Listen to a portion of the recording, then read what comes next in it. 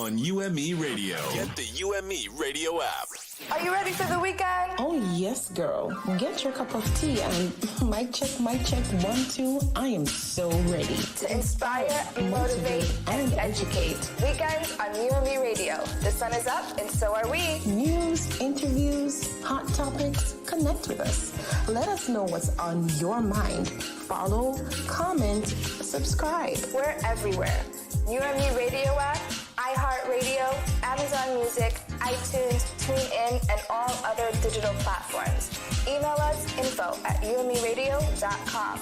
On WhatsApp, 201-503-6731. Subscribe to our YouTube channel and follow us on Instagram and Facebook, all at UME Radio. Follow me, Jesse, on Instagram at ink.jess, that's ink.jess, and on Facebook at Jesselyn Abel, that's JESSELYNE Abel, ABEL. And follow me, Marsha J, on all social media platforms at official Marsha J, or you can just check out marshajnow.com. Weekends on UME Radio with Marsha J and Jesse. Amplifying the voice of positive influencers. UME Radio. Positive entertainment 24/7. Subscribe on YouTube and click the notification bell.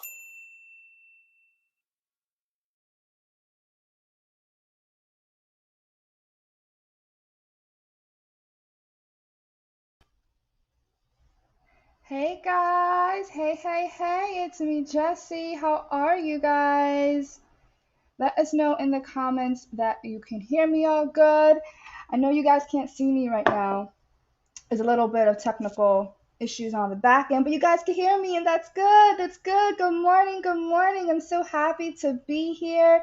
We want to say good morning and thanks for joining us on Weekends with Marsha J and Jesse on UME Radio, as we hear from newsmakers, entertainers, community leaders on current affairs and topic issues from the New York, the Caribbean, and Africa, educating viewers on the richness of the Black culture. We're looking forward to a great show. We want to say a big thank you to all our partners, supporters, and listeners and viewers from all around the world. We know a lot is happening around the world, you guys. I mean, come on. And we hope that wherever you are safe. And if you do not feel safe, we hope that you feel supported. So if you need advice or answers to a question to help you grow, leave it in the comment section or email us at info@umeradio.com. It is our hope that this family program will become a resource for you to be inspired, motivated, and educated. Again, welcome to the show.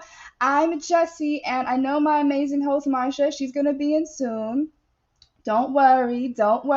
It is July 10th, 2021. It is 8:07 in the morning. We want to say again, thank you so much for your continued support. And we go live every Saturday morning on YouTube and Facebook. And if you miss it, tune in into UME Radio to catch the repeat. Again, we want to say a big hello. And wherever you guys are, listening, because we know we are reaching 116 countries, let us know in the comments where you're listening from. We always love to hear it. And, we're not just on YouTube and Facebook. You can also listen to our podcast on the following apps: Apple App Store, Google Play Store, iTunes Podcast, iHeartRadio, TuneIn, Google Podcasts, Podbean, TuneU, Live 365, Spotify, Stitcher, Player FM, and Listen Notes. And don't forget, because we all love a good deal and discount, so if you're looking for a good deals and discount, go to www.umeradio.com/deals. And let's see what's coming up on the podcast today. So we have our morning devotion from Daily Bread. We have our news from New York Times, CARICOM on African news. We also have, we have our news highlight, the Haitian president assassination. As we go, we have our pick of the day. Then we have our inspirational guest, Coach Racquel. We always love her, and she's going to do an awesome topic about the power of choice and decision making. Then we have our talent wrap up featuring yours truly and another cute clip with Chloe Bailey. Have our DJ Top 5. Have our Because of You We Can, which is Black Community has a new option for healthcare, which is really interesting. So stay tuned for that. And last but not least, we have our quiz competition. So as we get started, we are going to start with our daily devotion. DJ Kelly, can you play it, please?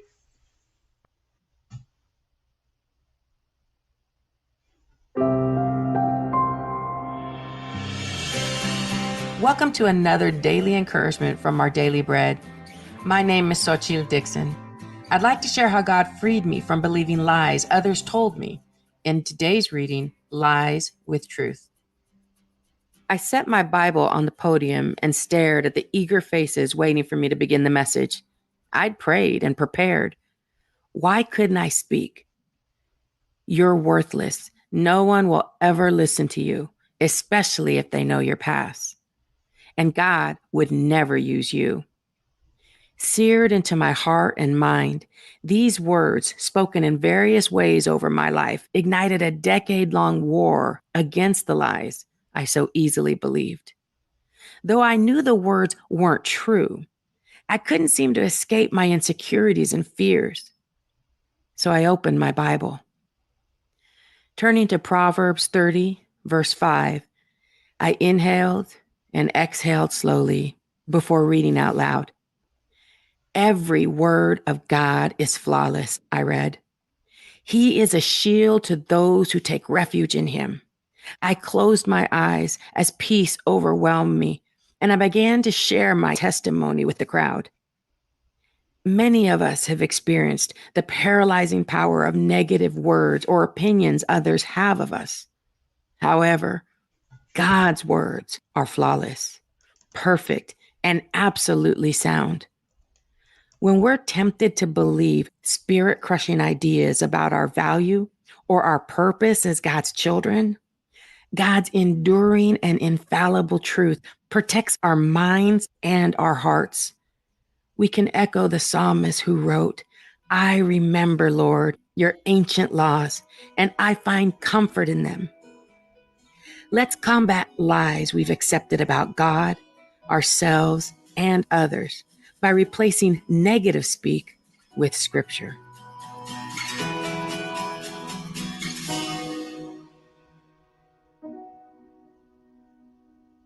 Today's Our Daily Bread devotional scripture reading is from Proverbs 30, verses 5 to 8. Every word of God is flawless. He is a shield to those who take refuge in him. Do not add to his words, or he will rebuke you and prove you a liar. 2 things I ask of you, Lord. Do not refuse me before I die. Keep falsehood and lies far from me. Give me neither poverty nor riches, but give me only my daily bread.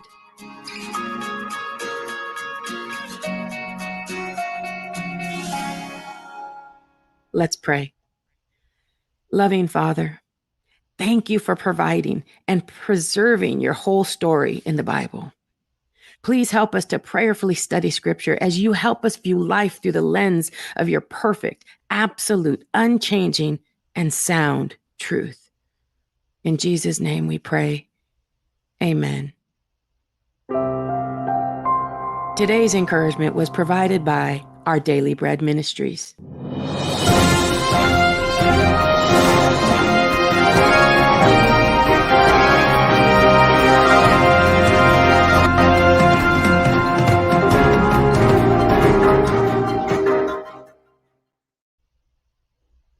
All right, guys, wasn't that Daily Bread absolutely amazing? I absolutely loved it, and it was quite refreshing. I really needed to hear that. So let's start into the news. All right, so we have our news up, and I'm just going to read it off for you guys. So this is the New York Times front page. We have Biden steps up mission to rein big business in. Order seeks increase in competition. President Biden signed a sweeping executive order on Friday intended to increase competition with the nation's economy and to limit corporate dominance. Factors the White House says have led to higher prices and fewer choices for consumers while dampening pay and restricting the freedom to change jobs. CDC advocates fully reopening schools in fall, major shift in advice, acknowledging the toll remote learning has taken on students. The CDC urged schools on Friday to fully reopen in the fall, even if they cannot take all the steps the agency recommends to curb the spread of the coronavirus, a major turn in a public health crisis in which childhood education has long been a political flashpoint. Haiti asks United States to send troops as crisis brews. At least 20 people are arrested as political struggle intensifies. After 24 hours of wild gun battles with suspects in the assassination of Haiti's president, the nation's authorities announced the arrest of 20 people, called on the United States to send troops to help protect crucial infrastructure. Biden cautions Putin to control cyber criminals. Marrett, as it's pronounced Murraya, Marrett spelled, earns 14-year-old $50,000 and a place in history. The last word, after hundreds of competitors fell to some of the dictionary's most colorful monsters, was Marrett. When Zalia Avant-Garde, 14, spelled it correctly on Thursday night, she put her hands to her head, beamed and twirled her way through confetti and into spelling history as the first Black American to win the Scripps National Spelling Bee. Texas gives citizens authority to enforce its law on abortion. And guys, this is the news on the front page coming from the New York Times. Now let's head over to CARICOM to find out the news that's going on in the Caribbean today. And this news comes from today at caricom.org. All right, Kelly, can you scroll down for me, please?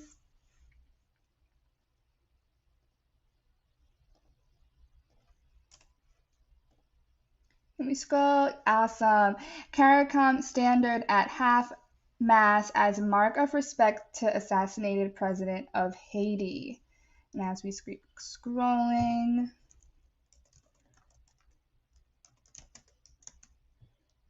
COVID variants winning the race against vaccines, warns WHO chief. S-Clan saddened by death of Haiti president. Statement by heads of government of the Caribbean community on assassination of the Haitian's president. And as we keep scrolling, CARICOM heads of government meet in emergency session today on Haiti. Communique 42nd regular meeting of CARICOM heads of government, promoting CARICOM unity / engaging the people. And scroll a bit more. Yes, Haitian president killed in attack at home. St. Vincent and the Grenadines set to receive US $11.6 million in disaster funding. St. Lucians vote in general elections later this month. And can we scroll a little bit more? All right, and we have here different news and highlights from CARICOM at work, personality, and a little bit more in depth. Let's go on to see what's going on in Africa today.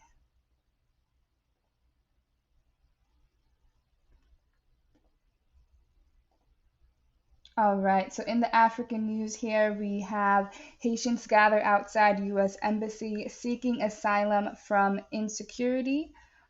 We have in Eswatini, government authorities express condolences for deaths in pro-democracy. Niger sets goal of returning 130,000 Nigerian refugees by the end of the year. In South Africa extends vaccinations to under 50s as COVID cases soar. Rwanda deploys 1,000 troops to Mozambique. Many Malians, I'm so saying this right, please correct me if I'm not, happy about French. Don't want to butcher this name, Barkhane Forced departure from. In Nigeria, Baptist community consoles families of 121 abducted students. And as we keep going, in Togo's Claire A ready to row her boat to glory at Tokyo. In Kenya, Nairobi's M pimped up rides like no other. And this bus looks really, really cool. Benin world record holding graffiti mural celebrates the homie.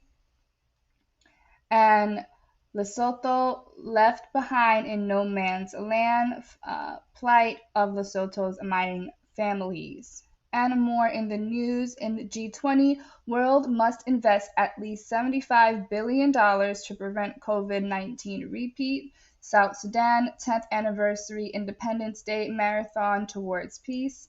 African news exclusive, bold action to reshape Africa-Europe relations. And in Nigeria, 5 Nigerians arrested for anti-Buhari t-shirts sue security services. All right, guys, and that is pretty much what is going on in the world in the African news. And we do have today our news highlight, and this is coming from cbsnews.com. And our highlight today is, as you've heard in many of the reports today, the news reports today, about Haiti's president being assassinated. And it says that Haitian President Jovenel Moise, sorry if I'm pronouncing it wrong, and wounded his wife in an overnight raid on their home Wednesday, inflicting growing chaos in a country already enduring gang violence and political protests. Police said they killed 4 suspects and arrested 2 others hours later. You guys, and this is just absolutely insane. It says that a squad of gunmen assassinated Haitian President Jovenel and wounded his wife in overnight raid at their home on Wednesday. 3 police officers were held hostage by the suspected gunman, were freed late Wednesday, said Leon Charles, chief of Haiti's National Police. Many details about the attack remain unclear. Haiti's embassy in Washington, D.C. released a statement on behalf of the government Wednesday morning saying Moise had been killed in a well-coordinated attack by a highly trained and heavily armed group. Interim Prime Minister Claude Joseph, who confirmed the killing, said the police and military were in control of security in Haiti, the poorest country in the Americas, where a history of dictatorship and political upheaval have long stemmed the consolidation of democratic rule. An unidentified group of individuals, some of whom were speaking in Spanish, attacked the private residence of the President of the Republic and mortally wounded him, Joseph said in a statement.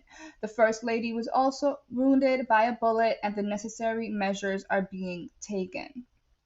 Despite Joseph's assurance that the order would prevail, there was confusion about who should take control and widespread anxiety among Haitians. Authorities declared a state of siege in the country and closed the international airport.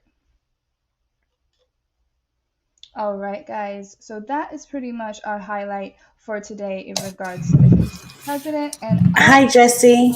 We're also going to play the video on. I'm just joining you because Marsha J is having some technical issues, so it's me and you today. Nice meeting until you. She gets here. No problem. Good morning. So let's just share the audio so persons can hear the clip from CNN. Yeah, no problem. And this is from CBS News, guys. Sorry, CBS. Thanks. Yeah.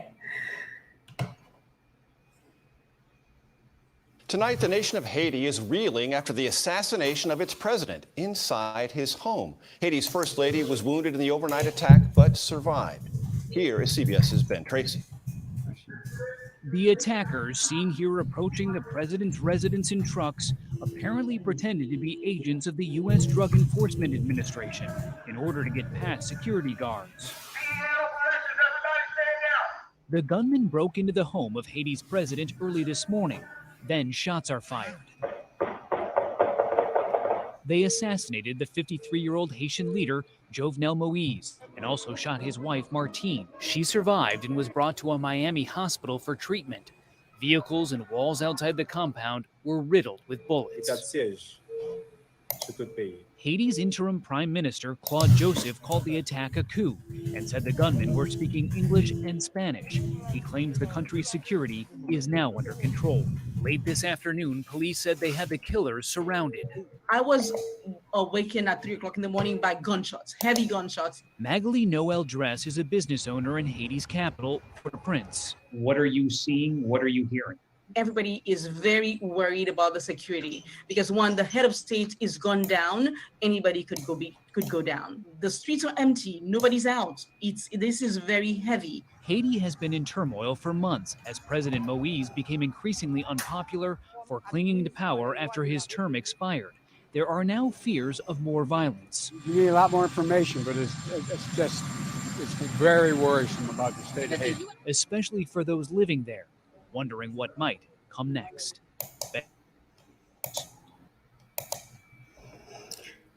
Wow. Wow. I mean, Oh, wow. that's completely shocking. Wow. I have some friends that, they have family there in Haiti, Wow. and they're just, on P's and Q's pretty much. They said, according to them, that they're not really leaving their house unless, it's, emergency or food or anything like that. But These are people who are currently in Haiti? yeah, so I have friends who are in There. Haiti. Yeah. Oh, wow. That are their families are in Haiti. So so yeah, they'll just Oh, release wow. information. But yeah. What do you feel about it, though? I didn't particularly like the way the story was covered. I don't think it was covered correctly. Yeah, and he said something. Oh God, I can't remember. He said something about the state of Haiti and the fact that the president. I know I heard a news story where they were saying that when he was elected, there was a delayed uptake, or he was. I don't know the word that you used to say, where he was installed in office then, right? Where you go through that ceremony to get the president's inauguration. Thank you. Good morning, guys. Good morning. Yes, good morning. So I had joined Jesse, waiting for you, but I'm just gonna stick around. Yes, the inauguration, right? It was delayed a year. At least that's what one report said, and that is the reason he stayed after. Which I could get that, but when the person said the people were angry, were upset because he is delayed. I guess he was gonna do another year since he was late in being admitted in the first place. 1 year. So I guess he's taking back his year or something. I'm not quite sure because he's not here to defend himself. But when he said that and then said the persons are upset and but based on the news that we're hearing, it weren't people from Haiti who are living there that did it. So what does it matter what they're feeling about it? Do you understand what I mean? Yeah, Implying as though, I feel like that kind of news reporting is irresponsible because it gives the implication as though it's his own people there that might have done it because of him extending his time there. But based on the reports we're hearing, they're foreign ex-militaries and gunmen who they have now in charge to now launch a case of investigation, of course, before to prove. But so that kind of reporting just kind of, in my own opinion, cast the wrong impression. I think it's irresponsible. But what are you feeling about it, though? What are your thoughts? I think it causes confusion because I did hear what you said, as well as what we just heard, that it was some group of people in Haiti themselves, and I feel like if it comes to especially just big leaders in general, when it comes to assassinations and stuff, I think it's best to just keep it because it's so fresh and new, to not really say either side, and just say, the blanket statement, it's still under investigation, to when more details about it and feel more confident, because then if you're wrong on one side or the other, then that's going to have repercussions too. So Yeah. I think they should have just said, being so fresh, that this is still under investigation. We're not sure which parties, Exactly, are at fault, which is the truth. Yeah. Exactly. And before I even share my opinion, let me say that my condolences to Haiti, because over the years they've gone through quite a bit. If it's not something that's a natural disaster, and then here comes, I totally agree with Jesse where that is concerned. If the local media, who should be reporting in the interest of the country, is reporting from that angle, then my question is, what does it say even more about Haiti with all the other things that have been happening and all the other sayings that have been floating around? So I would want to say that that type of journalism is not quite as responsible as I would hope. And I'm hoping that somewhere along the line that it could be redeemed somewhat where that is concerned. I mean, also, this is an entire family. His wife, I'm not sure of her current condition. The news report just says that his wife was wounded. Yeah, but just to be clear, that was not a news report from Haiti. That was a report from CBS. That was not news right from Haiti. So, and I guess, and to what you're saying, Marsha, is to what degree do we hold international media accountable when because maybe this is why I take it personal. I remember growing up, the news I heard on Africa, before I even understood that Africa was an entire continent, right? Based on just watching television and the news and the constant negative press, I grew up thinking Africa was a dangerous place, and two, Africa was a place that people are dying of hunger and people are dying of AIDS. I think it's irresponsible to cast that kind of shadow on a place. There should be reporting has to be more responsible. Based on the reports I'm seeing, they have over 20 people, I believe, that they have in custody, where they're saying that they come from Colombia, and then there are 2 Haitian Americans or American Haitians, whatever they call them, that they are questioning or investigating. So to now put it on the back of the people are upset, I don't know. It just sends the wrong. If I just went by what the news was saying and I didn't understand about the people they have in custody, I'd be like, wow, the people assassinated him. It seems as if it could be. If the potential is that the people assassinated him because he's going over time. That's what I'm saying. And I feel like it put blame on the person who's dead. Yes. He did this. So maybe that's what. No, he was murdered. And if someone is murdered, it doesn't matter what their actions were. Their life was snuffed out, and he was the president of a state.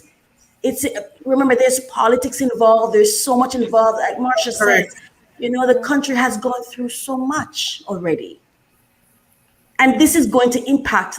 And kudos to CARICOM, because I think and maybe this could be the catalyst that gets us to really sit down and think about uniting and having that united approach.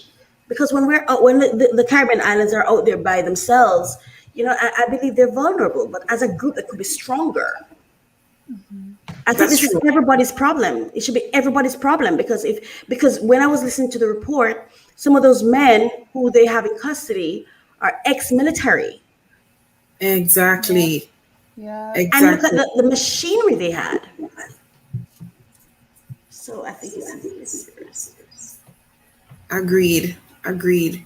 And I'm here looking at the Haitian news, also from Al Jazeera, where they're literally asking the UN and the United States to send troops to help secure certain infrastructure. It means that it is of such that now they have to be reaching outside of the country to ask for assistance, and that says a lot. And that's also good. I think that makes them vulnerable as well. Exactly. You I know, totally agree. how important is this something that the Black community or the Black community should be concerned about? Do you think New Yorkers, people of color living in New York should care? Do you think people of color living in the Caribbean should care? Do you think people of color in Africa should care? What are your thoughts? I feel like, as far as New Yorkers, I feel like, honestly, I feel like we should care, but at the same time, if that New Yorker does not have a Caribbean background, whether their parents or whatever, whether they are from a different island of the Caribbean or they have parents that are, and are kind of part of that culture, everyone else is not going to care. And because we're not united. Exactly. But I feel like it's something that we should care about. I think that all Blacks should know, not just I'm Black American, and let me not socialize or read up on the news of what's going on in other Black communities. Because at the end of the day, we're all one, and if we go back, we did not have a choice to separate ourselves. We'll just put it that way. Definitely, I agree with you, Jesse, and also the fact that, especially for the Caribbean, the CARICOM circle, it's an intertwining of countries and so on. And what you find that sometimes, even if it's just that, what affects one will affect everyone, because now everybody's now going to have to be looking into their security systems, looking into their protocols, because the fact is too that it could happen anywhere, whether it's US, Africa, or New York. Any leader, this could have happened to any leader. So it's sad, but it's also something to sit and have a candid conversation about, in terms of political leadership, and even for those who have followers, what are you saying to your followers? There are some persons who are extremists in these political followings.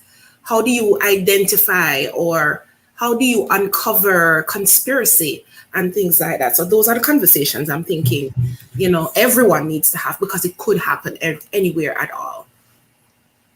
Definitely. Just imagine if someone, I'm hearing an echo, I don't know if you're hearing it, but just imagine if someone breaks into your home and you don't have the required resources to protect yourself, to the degree that you have to open yourself up to say, hello, wherever you are, I need help, come help me. You have to open yourself up like that. Now imagine it being your entire family within a community that happens to. What would that feel like? First, if it just happens to you, yeah, at least you can run away, go somewhere else. But think about it happening to if you have all your family living in one community, it happened to all your family in that community. Let's say you have 100 family members having their different homes in one community, a private community, and someone comes in and does that, right? Or let's look at it bigger. Let's say it's your family and friends and their family and friends. How would it feel? Now imagine it's your country. You can't just get up and fly to another country because you feel safe. As Jesse was saying, the persons are in their homes feeling scared. You can't just fly to another country. If it happens in your home, you can go to another home, a neighbor's home. Happen in your community, you go to another community. Now it's happening in your country. You can't just up and run out of your country, because you're going to need visa, you're going to need travel documents, you're going to need, you know what I mean? There's a process. And some persons will never qualify for travel to another country. So just imagine, I think this is a world problem. Everyone should care about this. And it's just sad that we have news reports that could carry it the way they do. I think in the future, we should really be more conscious of, or more selective with what news stories we select to represent our people, because they may report it that way, but we can choose whether or not to use their report on our platform. You know what I mean? Because it's our people that we're talking about. And I mean that in the best way. I agree. Yeah. And with that being said, I know we have a pick of the day that was of Princess Diana, the statue that was revealed, and apparently that they also have a poem that was inscribed on the Princess Diana's new statue, which was pretty cool. And this article that we're going to read comes from people.com. But it states that Princess Diana's newly unveiled statue at I'm sorry, Jesse, you could just go ahead and share the topic. What is the significance of the poem inscribed? What is the significance of the poem inscribed on Princess Diana's new statue? The statue aims to reflect the warmth, elegance, and energy of Diana, Princess of Wales, Kensington Palace said. And it states that Princess Diana's newly unveiled statue at Kensington Palace is accompanied by a poem that has been previously connected to the late royal. Beneath the statue of Diana with 3 children, which was debuted on Thursday by her sons Princess Harry and Prince William, a paving stone is engraved with an extract from the poem The Measure of a Man. And it states, "These are the units to measure the worth of this woman as a woman, regardless of birth." The poem reads, not what was her station, but had she a heart? How did she play her God-given part? The poem was previously featured in the program for the 2007 memorial service for Princess Diana, 10 years after she died at age 36 following a car crash in Paris. And as we scroll down, there's a little, engraving of the poem, kind of like in a square there.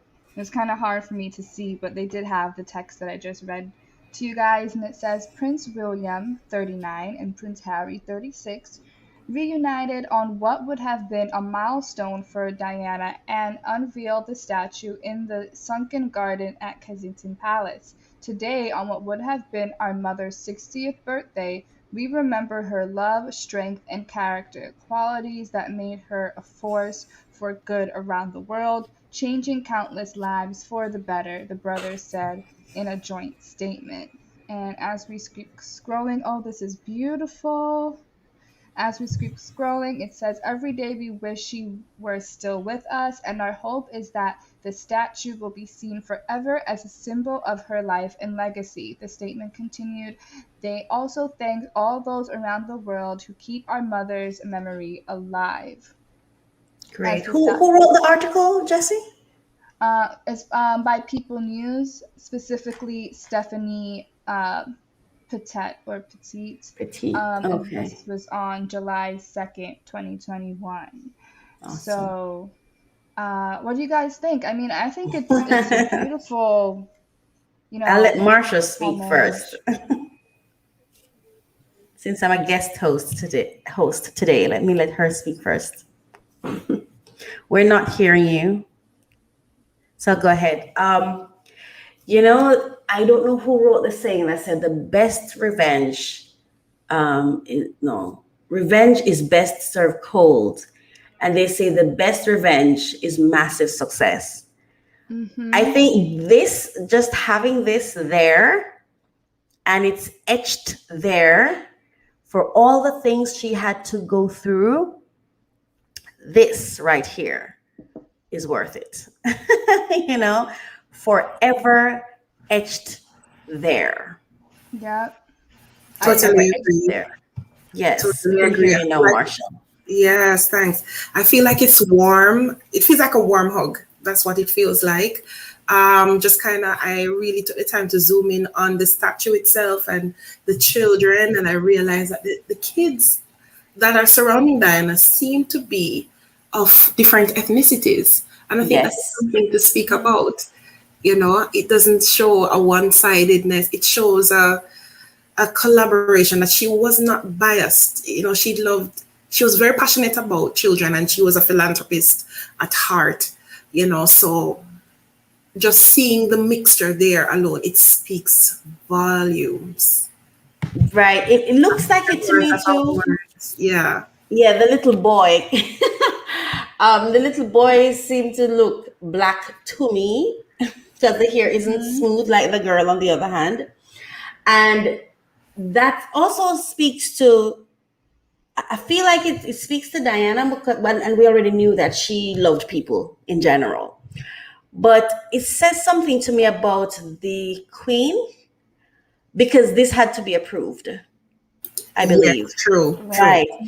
And you see, it goes to, they may take your voice, but they don't have to take what you have to say, because there are many ways to silence. Sometimes is the most powerful thing, and then show the results, because people may be talking about Meghan or whatever the case may be.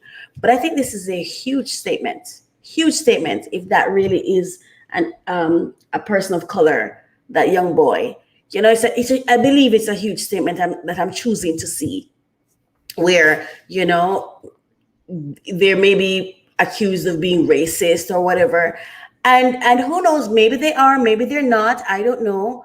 But I think this is a step in the right direction. Yeah, that's my thoughts anyway. Yes. And the message is extremely loud. And we know the boys had missed their mom too for a very long time, and they've made no bones about saying it publicly, you know. So I know every time they see it and their children see it, it will be something that just brings a sense of joy for the family. Definitely. Wow. Beautiful story, I think. Very beautiful story. Indeed. All right. So that was, I think, our news highlights. Those are our news highlights for today. And now we get into our inspiration segment with 21 behavior changes. As our guest host today, we have with us Coach Racquel. Now, I came on late, Jesse, so I'm not sure if you properly introduced her. I have not. So you can go ahead. Okay, great. So for those of you who are watching us very first time, good morning to you and welcome. You are Inside Weekends with Marsha J and Jesse and Coach Racquel. And just a little bit about Coach Racquel. She is a proven strategist. Coach Racquel is a beneficiary of the Cornell Bank of America Women's Entrepreneurship at Cornell University, where she has completed her certification in entrepreneurship. And she is also a certified career coach. As a child, Coach Racquel endured the countless challenges of poverty firsthand, which ultimately shaped her into the compassionate, courageous individual that she is today. In overcoming such hardships, she has become adept at helping others avoid these pitfalls in their careers and life, and helping them to step into the best versions of themselves possible. Above all, years of leadership experience, she is a true advocate of positive change in the 21st century, helping individuals and companies achieve their goals. So here is the introduction of Coach Racquel. Thank you so much again, Coach Racquel, for being our guest host for today. Thank you so much for having me. It's a pleasure. Yeah. So go ahead. Let us know what you're going to be talking with us about today. Okay, I think we were talking about the power of one's decision. Yes. Or choice. Right, decision making. There was a poem that I wrote. It has how many words? 6 words. It goes, I decide, I decide, I decided. I decide, I decide, I decided. In other words, my choices are mine. I choose, I decide, I have the power to. With power comes accountability, responsibility, consequences, right? So today I want to share with you 3 things to consider whenever you have to make a decision. 3 things. Number 1, what's the intent or the objective, right? What's the purpose of this decision? What's my intent? What kind of outcome am I seeking after I've made the decision? What's the outcome that I seek? So what's my intent behind it? What's the intent, expected outcome of my decision? And that is for every single decision. And that means for some decisions, you have multiple decisions, right? So for example, let's say my intent is to have food to eat in the house. I have several decisions to make, right? As I aim to decide to fulfill the intent of having food in the house. I have to decide to purchase the food somewhere. I have to decide to go there, and how do I get there? I have to decide what am I going to trade in order to get it? Is it going to be money that I use to purchase the grocery, or am I going to trade services or trade goods? How am I going to get it? So there's several decisions sometimes. And I think what happens with us when we're making decisions is we have an ultimate decision that we're thinking about, and we don't necessarily pay as much attention to the decisions that lead to those bigger decisions. Is that clear? Yes. Yes. Definitely. Yeah. So intent is important, and the intent is not just for the ultimate decision, but for every single decision that leads to that ultimate outcome that we seek. Number 2, what would your creator say about the decision you're about to make? Some people would say, what would Jesus do? If Jesus is who you serve, or if the God of your understanding, I like to call it, right? Because you don't have to give him the same name I give him. Or if you see, you don't even have to call him a him if you don't want to. It doesn't matter. What would the God of your understanding say about the decision that you're making? That's number 2. Is the God of your understanding in agreement? Is the God of your understanding supporting this decision? Is the God of your understanding the one that orchestrated or inspired or influenced this decision? How will the God of your understanding feel about the intent of your decision? So after you figured out the intent, you need to now ask, get verification, confirmation, whatever it is you want to call it. But you want to find out whoever created you and have you here, is that a part of their plan for you? And I'm talking about not just, like I said, the big ultimate decision, but also the decisions that lead to the big ultimate decisions. Because sometimes when we don't get confirmation, though the big decision may eventually come, right, because it's purpose, you get distracted, derailed, you get into all kinds of pains and strains because of the smaller decisions that might have been the wrong decisions, right? So you would have made wrong turns. And sometimes there are huge impacts of those wrong turns on your life, on the outcome of your bigger decisions, right? So as you make decisions, don't just focus on the big ultimate, but become mindful of the other smaller decisions that lead to bigger decisions. When you were coming on here, you knew you were coming to host the show, but then you had to decide, what platform do I use to go online? What do I need in order to access the platform? So there's several steps that get there. Do not forget the steps. And at each step, get confirmation from the God of your understanding, because we didn't make ourselves, someone else did. And so if someone else did, like when the hammer was made, just as when the hammer was made for a specific purpose. I believe so were we. We were also made for a specific purpose, to stay in line with that purpose. I believe we need to do at least 2 things. We need to have a relationship with the Creator, so we can investigate, get confirmation on what we're doing, investigate from him what it is that I'm saying him, but that's because that's the God of my understanding, but it doesn't anyway. But yeah, investigate as in, is this what I'm supposed to be doing? And get confirmation. So you have to have a relationship. And also, I strongly recommend reading that history book that they call the Bible.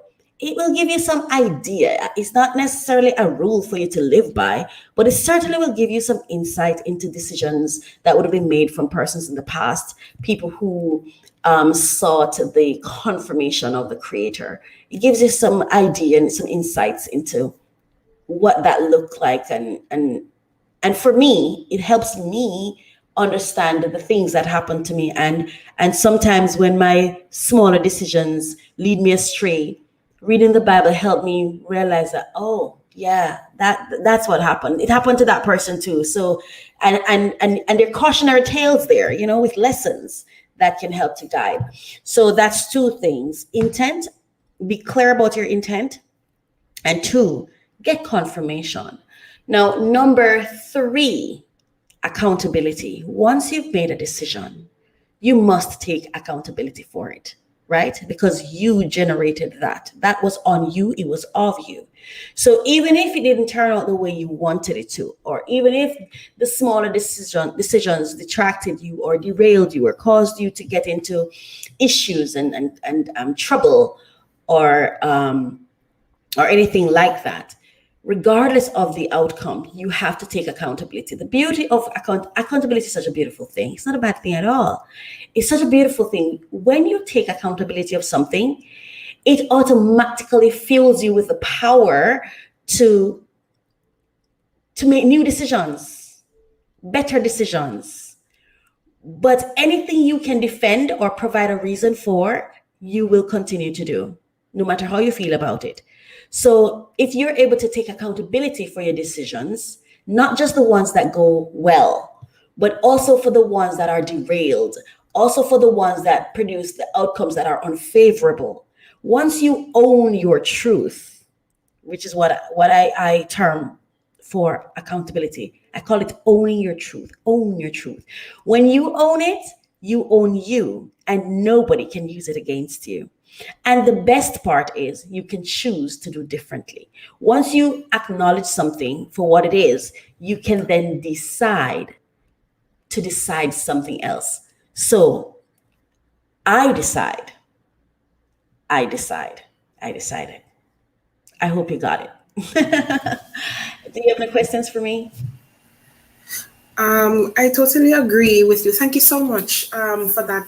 Like I always say, every week when you come, it's always something to think about.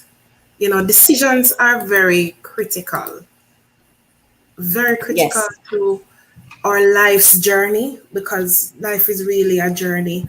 And even I find too that even when God has a plan for you, there is his perfect will, and there is his permissive will.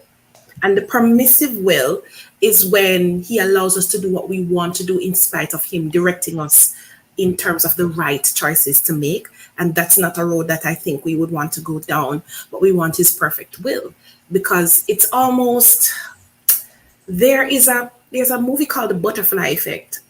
A very old movie, but Yes, I've seen in it. that particular show, whenever a person's made a decision, it would change the future outcome, and so they kept trying to go back into the past to make different changes. So as they change one part of it, then another part of the story changes and things like that. And that is where we have regrets when we don't make the right choice. And I'm not saying that anyone in this life really make all the right decisions along the way, because sometimes we really don't know if the decision we're making is the right one, and so we have to learn. And even in not making the right decision, there are lessons to learn. Those are my thoughts. Absolutely profound topic this morning, Coach. I believe so too. And it is important for us to understand the implications of our decisions and the lack thereof, because sometimes some of us don't choose at all, because for whatever reason we sometimes leave our decisions up to somebody else. Your deciding power, the power to decide, your capacity to decide is power. Yes, is power. So be careful how you hand over that power to somebody else, right? Be careful how you hand over that power, and also be conscious of what you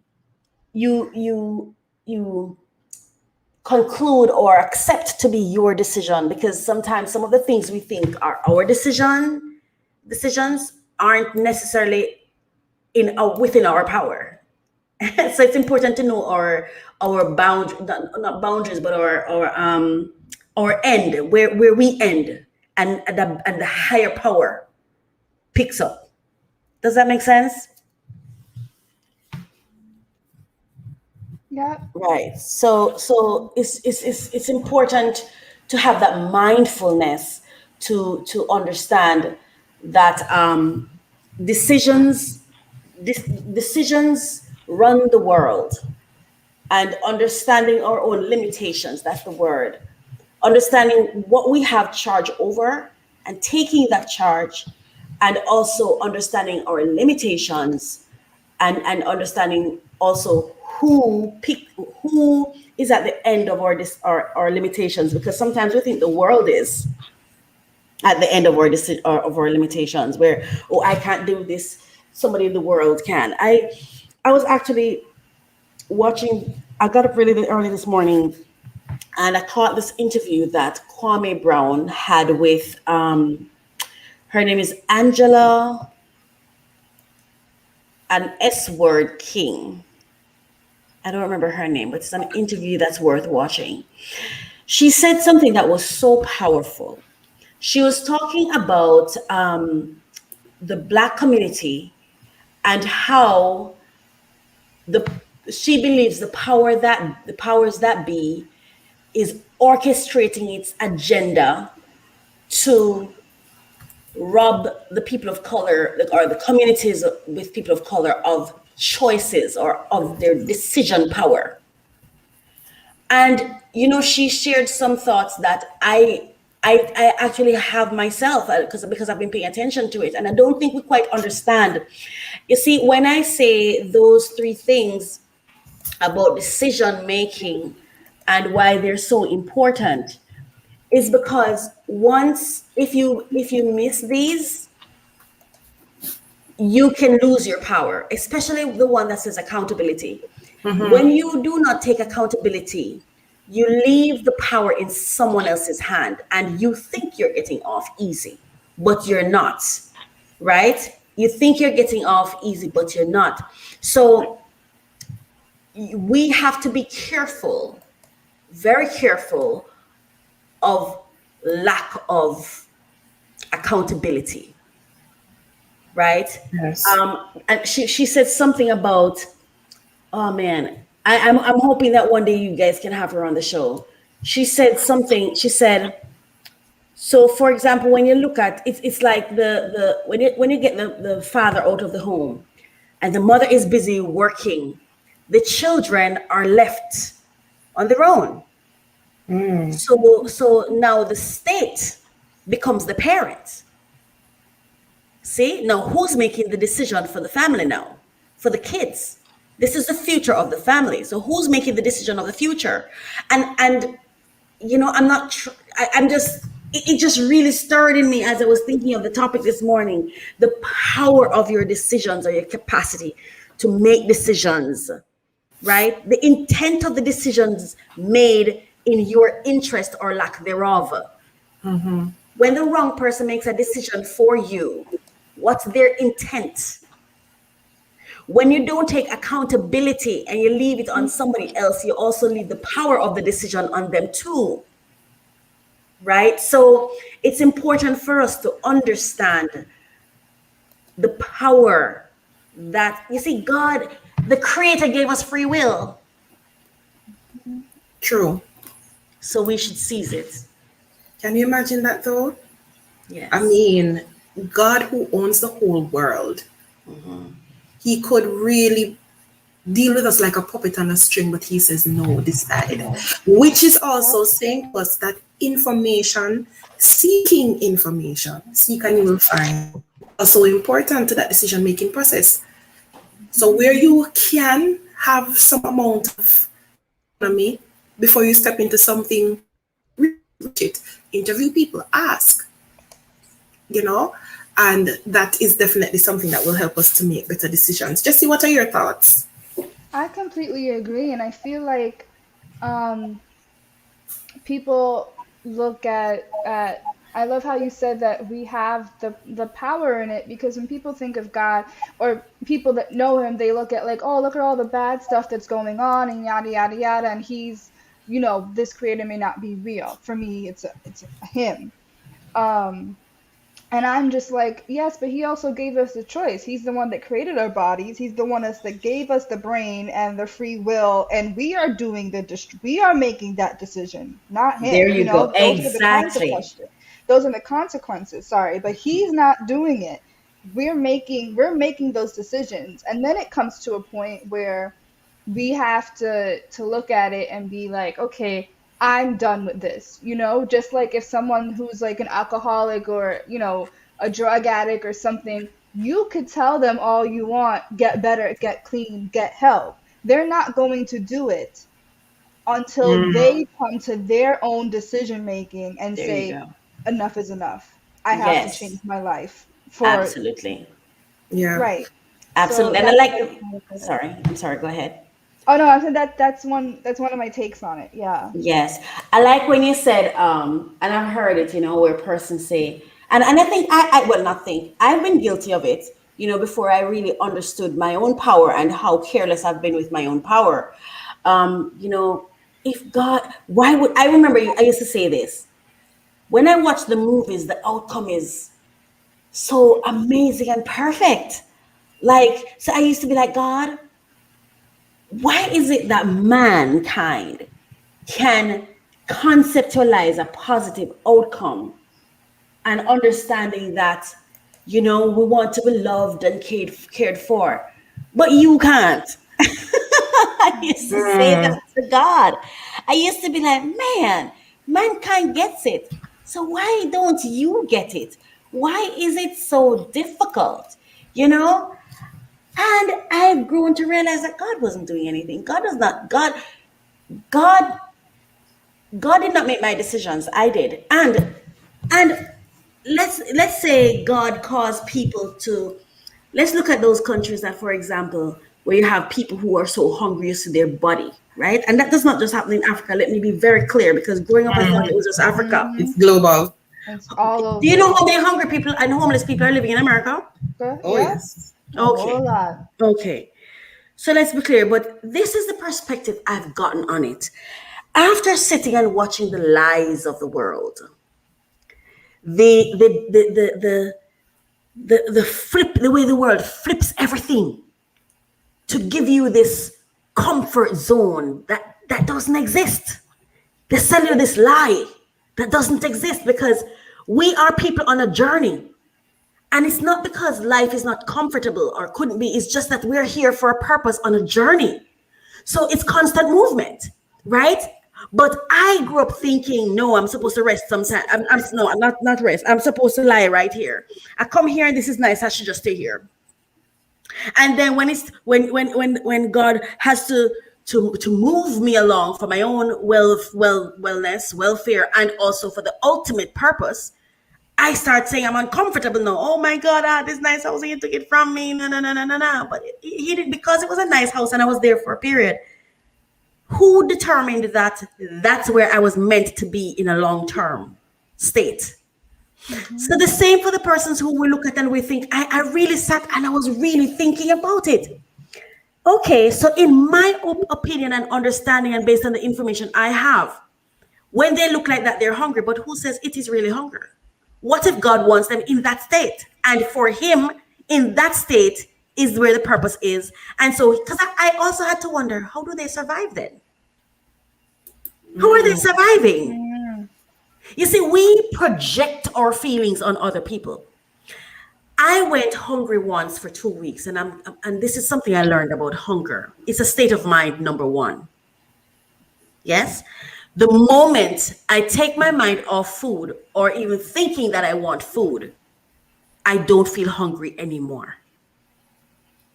And this for me took 3 days. After the third day, right, when survival kicked in my brain, everything became normal for me. It was just normal. I wasn't feeling hungry anymore. And the only time I felt pain was when I went back to thinking, oh my God, I don't have anything to eat. Who determined that for those 2 weeks I was meant to be eating? What if based on his purpose, those 2 weeks, I was not supposed to be eating? I probably was supposed to be fasting. I was supposed to be praying. I was supposed to be doing something different. So when we look at those people and we project our understanding on them and we say, oh my God, they're starving. Says who? Who created the word starve? Who determined the meaning of the word starving? And who tells you that that is the experience they are having? Do they know the word starve, or do you? Because some of those people survive. And then we project onto them the victimhood. I'm not advocating for people to be hungry. That's not what I'm saying. I'm saying God is still in control of this world. And sometimes we're busy going around creating definitions and meanings for his work when we are not him. And so we can't really say. So when you're making decisions, you need to become intentional and say to yourself, what is my objective here? What's the why behind this? And we've got to get to his confirmation, because we may be busy trying to move food to a particular community when that's not what the God of their understanding wanted for them. And sometimes what we bring to them cause more harm than them not eating and you concluding that they're starving. Not eating and starving are two completely different things. See, but we just sometimes cast meanings and project our own feelings and thoughts and understandings on the experience of another. That's true. So we have to become very intentional and self-aware. So when we're making decisions, we really double check ourselves. What's the intent for real? What's the true intent? And then we have to get confirmation. After all, God is in control, right? So we need to consult with him, right? And then we must take accountability for the outcomes of our decision. And for more information, you can visit my website, mycoachministry.com. Thank you so much for sharing this experience with me. Yes, and thank you too. Thank you for, being coach and for sharing your gift with the world. Yes, thank you so much. Thank you for Wow. So, Jesse, talk about decisions. We have so many persons deciding how to be or how to add value to the lives of people, because now when you have a call or a cause, it's so much more than just having a job, right? And so we have Coach Racquel with us this morning, and there's another person that I want us to have a conversation about. Her name is Dr. Wanda Thomas.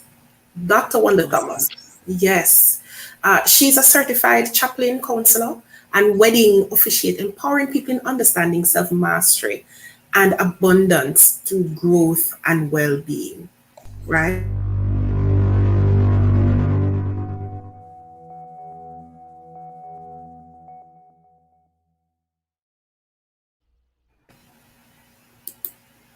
Yes. So this morning we want to kind of have a little conversation about her. She has a passion for breaking cycles of dysfunction in families and individuals by helping them shed the burden of childhood trauma and hatred.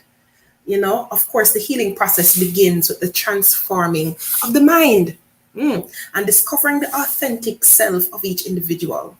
Her drive is helpful to others as they create the life they deserve, filled with light and love and happiness. She empowers you in understanding, like I said, of self-mastery and abundance. The tool she uses is about making you visible in your life, on the job, and relationships, and she keeps you moving forward while assisting you to push past setbacks and fears as you become the best version of yourself, your true, authentic self. And we're going to play a quick video about Dr. Wanda Thomas. Hey America, this is Chaplain Wanda Thomas. Listen to Wanda Road to Success with Great Wisdom Unlimited every Sunday at 1 p.m. Eastern Standard Time during the Gospel Connection on WNJRradio.com, America's hottest web radio experience. This web radio program offers you information and tools that will help you to become empowered with skills for successful life outcomes. With so many different ways you can listen, you're going to love the way we sound. And now we're on Alexa. Just say, Alexa, play WNJR, be blessed, and get connected to us.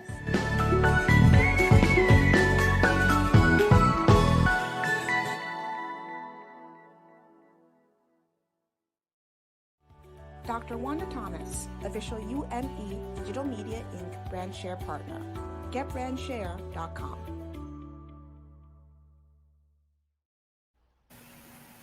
That was inspiring. Yes, very inspiring. And we encourage you to visit Dr. Wanda on getbrandshare.com/Dr. Wanda Thomas for more information. Definitely, if you want counseling or you need any efficient services, Dr. Wanda is there for you. And if I just share a little about her website, as you can see it right there, it's being shared on the screen for those who are able to see. If you're on radio, then we're going to share it with you anyway. It says, helping to make dreams become reality. That's her goal. That's her intent. This is a beautiful website, and you already shared her bio with everyone. She's a really inspiring person. And you can access her many places. She's also on she's also on the Knot. No, it's the Google Call Me For. Okay. Call Me For. Yeah, it's a platform where you can access experts and things like that. She's a speaker. She has some amazing videos that you can check her out on her website at greatwisdomunlimited.com. That's GR, the number 8, wisdomunlimited.com. Dr. Wanda Thomas, and she's from New Jersey.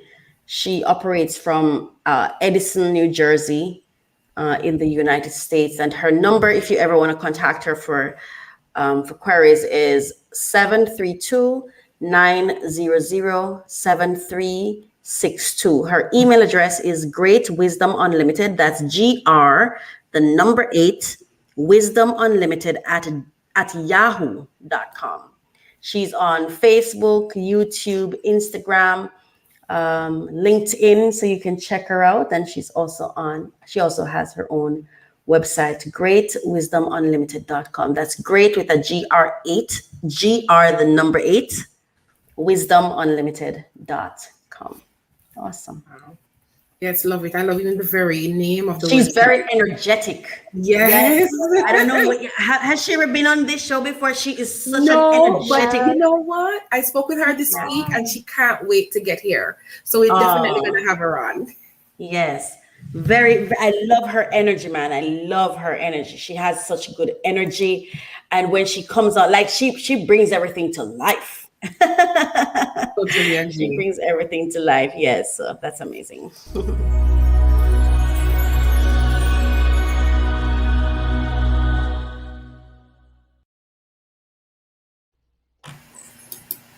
All right, guys, so now we're going to head over to our talent segment. And we have 2 topics for you guys. But first, we're going to start with Chloe Bailey. And if you guys have not heard, Chloe Bailey, she's part of a duo with her sister, Hallie, who I think they're starting to be more solo artists right now. Well, Chloe Bailey's first solo TV performance from ABC's Juneteenth, Together We Triumph, a Soul of a Nation special event on June 18th did not disappoint. Performing a remix of Nina Simone's Feeling Good, Bailey's sultry cover completely blew us away as she dazzled in a sparkly catsuit. Fans were divided over whether Bailey truly honored the legendary singer, as she gave the song her own spin, including a few sexy falsetto-inspired moves. And at first, we're going to share an article from allrapnews.com in regards to this. Yeah, but as we bring that up, Jesse, I definitely saw the performance. Mm-hmm. And as somebody that's in the music industry myself, I was like, wow. Really? I mean, we all know and love her from Disney's Little Mermaid. I think she played one of the characters at one point. And then now this is her debut performance on television. I was like, for those of you who are musically inclined, if you are watching or listening, this young lady has remarkable range. I heard her with some very low notes in this rendition, and then some very high notes. And I was like, wow. And her and her sister, I mean, I think we also have a clip later on to play from that, but her and her sister, you know, mentored from Beyonce, and you could see the influence and just the stage performance and how she just takes over the stage, you know. Her presence is just amazing. Yeah, so we're gonna play the clip, and I'll let you know. We are not able to play the audio, but I'll play the video. I won't be able to play the audio. No problem, no problem. Right, so there's a cat suit that everyone was speaking about, and Nina Simone, well, we can have that conversation.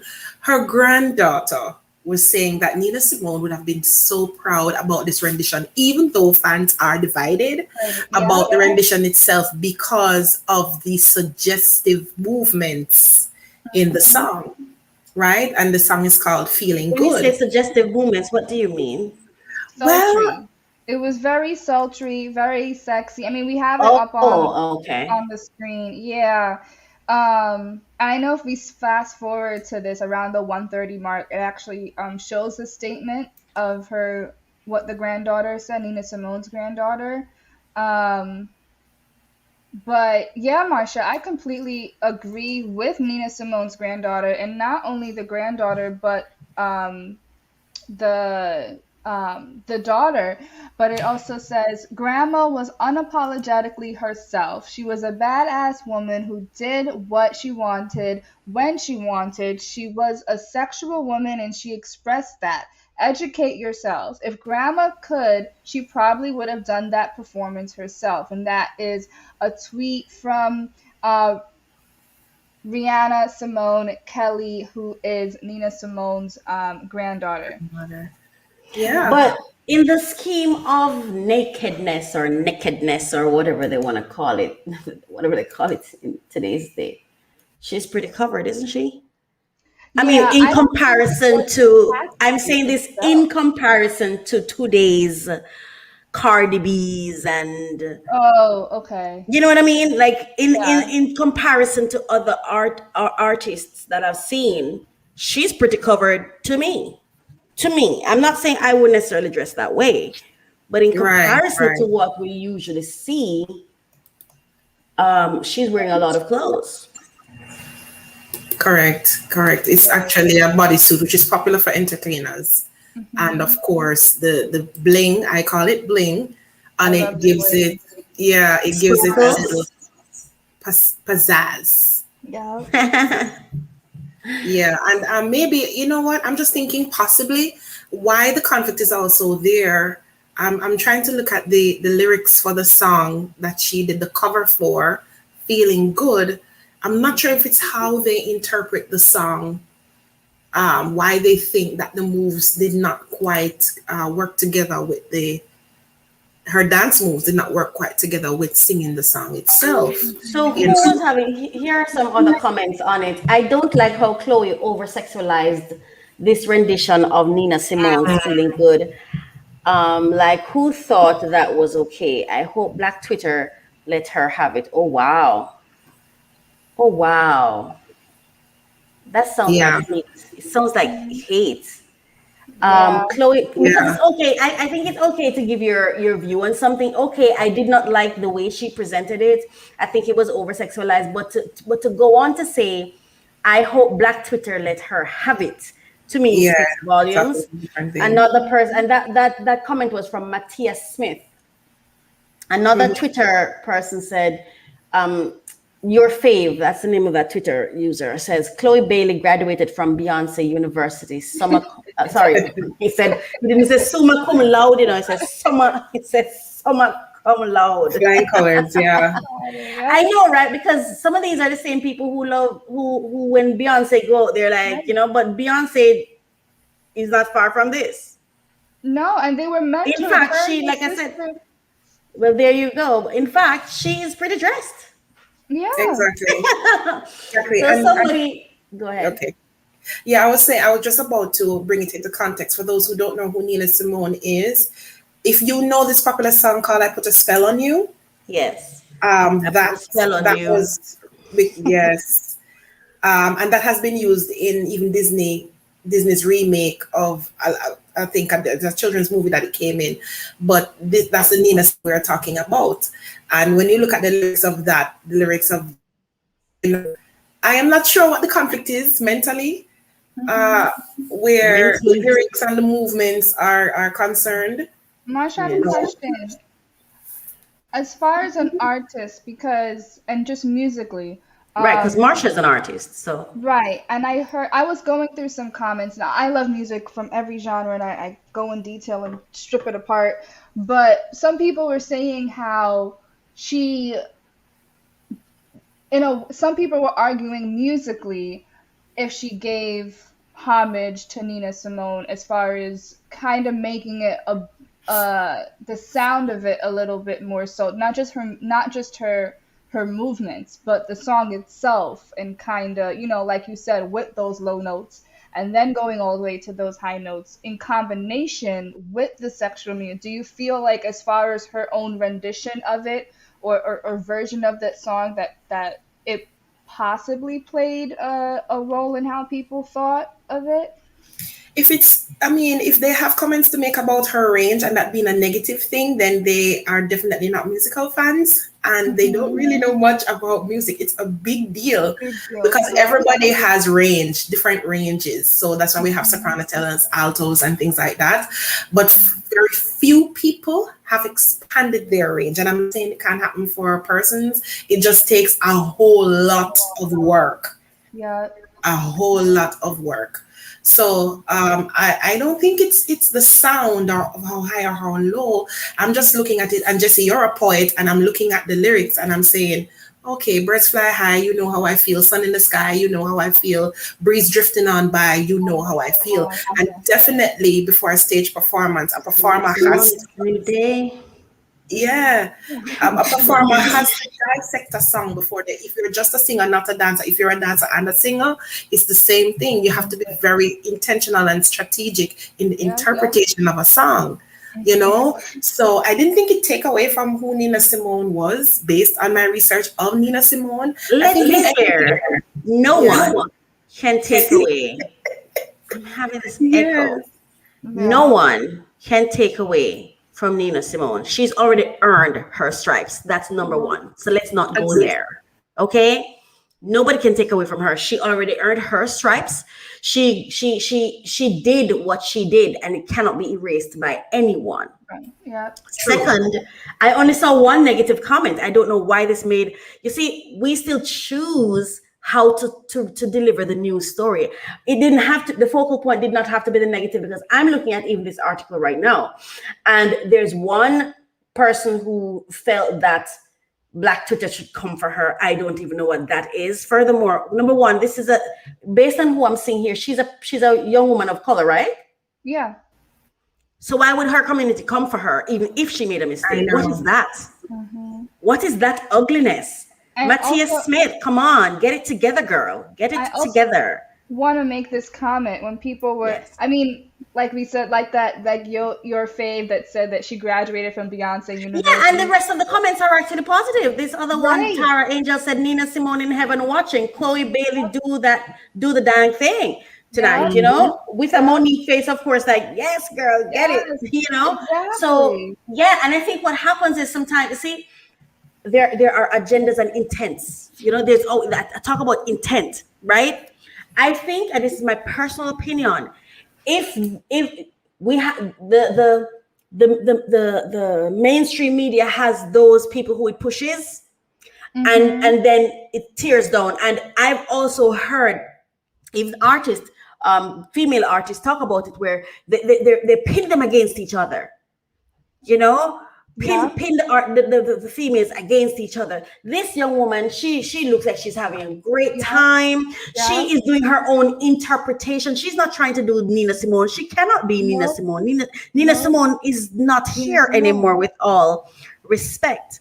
So she's being her best self, and she has to show up right. Exactly. She's not trying to be anybody else. She is giving it. This performance is Chloe Bailey. She needs no comparison. She needs no, it's Chloe Bailey. And if you're going to compare her against someone, it must be against Chloe Bailey, because this is her rendition. This is her interpretation. And I believe she has the right to her own performance and interpretation of the music she's singing. So Chloe Bailey, phenomenal job, girl. We celebrate you. Congratulations. You were beautiful. Keep doing what you do. Yeah, and I want to say this comment real quick for people that, or just the media in general, that were going against this girl. She is part of a duo with her sister Hallie, and the way that I look at them, they're absolutely amazing together. I mean, if you guys have not heard any of their songs, Hallie, her sister, is just has that sultry, and the way I could compare them, if I'm not gonna, but they're kind of like Beyonce and Solange as far as sound and style and everything. Chloe's a bit more like Beyonce, could be a little bit more, if you want to put sexual, quote unquote, or, like her curves and stuff like that. And Hallie's more, low key, kind of like that neo soul kind of thing. But they're both beautiful women. They're both sisters. And the media was really honing down on Chloe with like her body and stuff like that. And it's just like, they're going after her. That's what they're doing. Need to stop. Yes, they need to stop. And her own sister was like, this has been my sister all along. This is her. This is who she is. And why does she need to defend who she is? Why does she need to defend who she is? Like I said again, I only saw one negative thing. And of course you have people, misery always have company, right? But the other comments, including the Nina Simone's granddaughter, said something really great. She was feeling good. I don't understand why. As far as I'm concerned, this is a celebration of her gift and her talent, and I wish her all the best. More people loved the positive comments. More persons shared the positive comments. So again, we can choose what we focus on, and people see for the negative comment, it got 4 likes and 13 shares. Yes. For the first positive comment, it got 15.1K likes and 27 shares. For the second positive comment, it got 13K likes and 30 reshares. For the Nina Simone granddaughter, it got 25.2K likes and 98 shares. The good overwhelmingly exceeds any potential negative. But this girl, Mattia Smith, I would highly recommend that she checks herself, because if you feel it's okay to say, get her, because you because her performance wasn't for you. And that's okay too. It's not for everybody. That's why when you do something, if you have a product, let's say you have your primary target audience, your secondary target audience, your tertiary target audience. And then there's people who are not a part of the target audience at all. Right. And if I'm saying so too much, ladies, please do not, stop me. But I think it's important to note. Our time is actually over this segment. Yeah, I think it's important to note that there's this thing I'll never forget, and I didn't hear anybody speak about it when Omarosa was in the Trump administration, and then eventually when she was ousted, or she had to leave, or she retired, or whatever it is, resigned, or whatever it was, when she exited the office, a young Black conservative came on air and said, they told us to go at her now. I think the question they were asked was, why didn't they say something before? And it's like, my understanding of what the person said was, we now have permission to, like, they say, go get her. And do you remember when we were younger, they used to say, stick a dog, stick it. Like I said, tell the dog to go after the person. Yes. I don't know if you ever yeah, remember stick it. 'em. Yeah. Right. It's this nasty, it's just ugly, dirty thing of the enemy that has been planted in the Black community. Black people love Black people. We do. We actually do. And I believe it's outsiders that plant these seeds on the inside to get us to, you see, if you wanna conquer people, divide and conquer. Just divide them. That's all you need to do. And that's what's happening here. Because why would you even say, I hope black Twitter, you know? I hope Black Twitter come for her. I didn't even know there was a Black Twitter, just saying. Yeah. Oh, I do. Black Twitter is what you should read up on it. It's important to note. But it says a lot, right? Even that it puts color in it. As though this is what we do. Nasty. Very ugly. I think so. Do better, Mattia. I believe you can do better. You are way too gorgeous to have these kind of characteristics.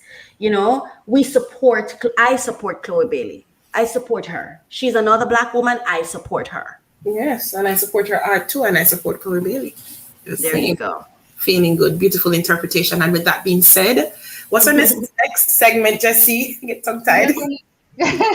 We're going to go through real quick our top 5 of this week, guys. And if you guys do not know, every week we select new songs, 5 songs, every DJ, and you guys can actually vote on which DJ is your favorite for this week.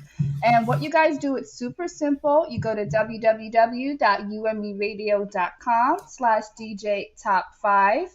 And you listen to our music, listen to all of our music, and then scroll. And you can select between 1 and 5 stars and which DJ is your favorite. You can also have multiple DJs that are your favorite. And it's simple like that. Marsha, what's on your list for this week?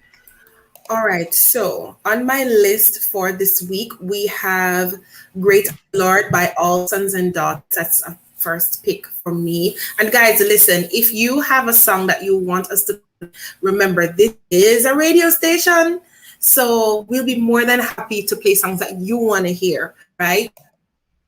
Songs, definitely check them out. So we have Greater You Lord, Never Lost, and You Are God by Alton Eugene.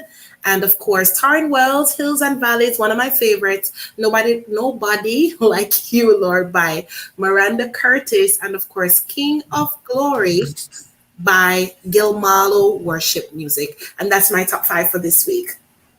Oh, that's awesome. That's a pretty good list. Mine is I Trust You by Jonathan Traylor. I love him.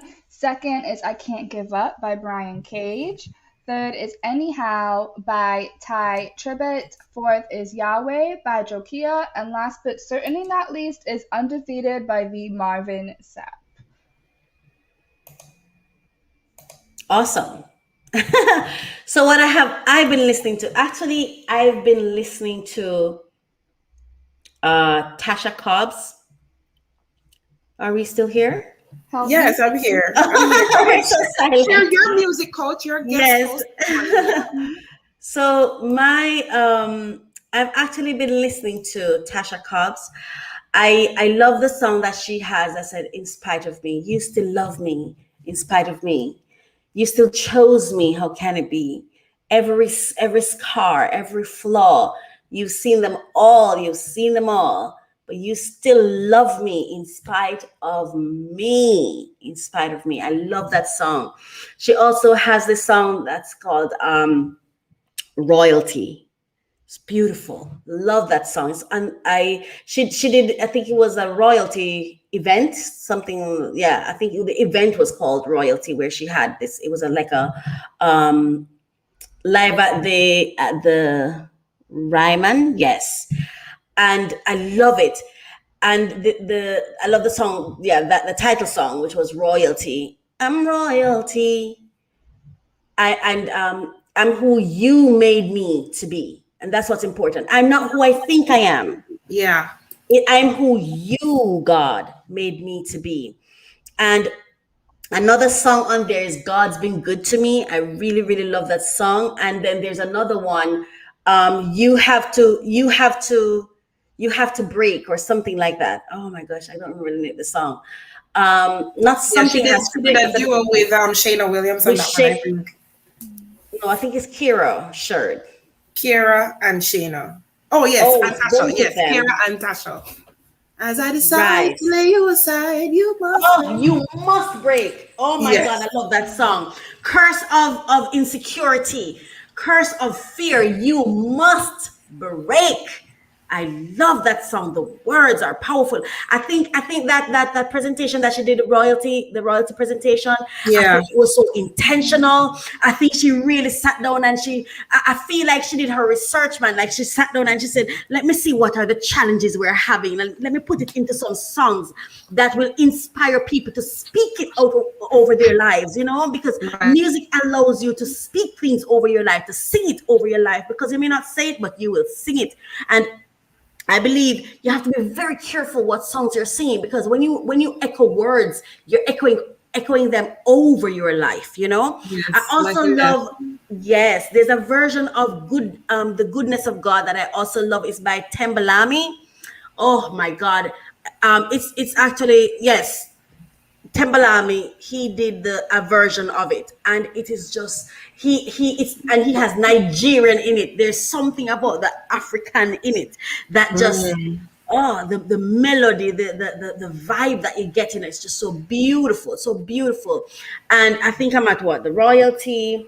In Spite of Me, You Have to Break, Timbalani, and my final song that I've been really, really, really singing is she has another song, oh my gosh, with Holy Water.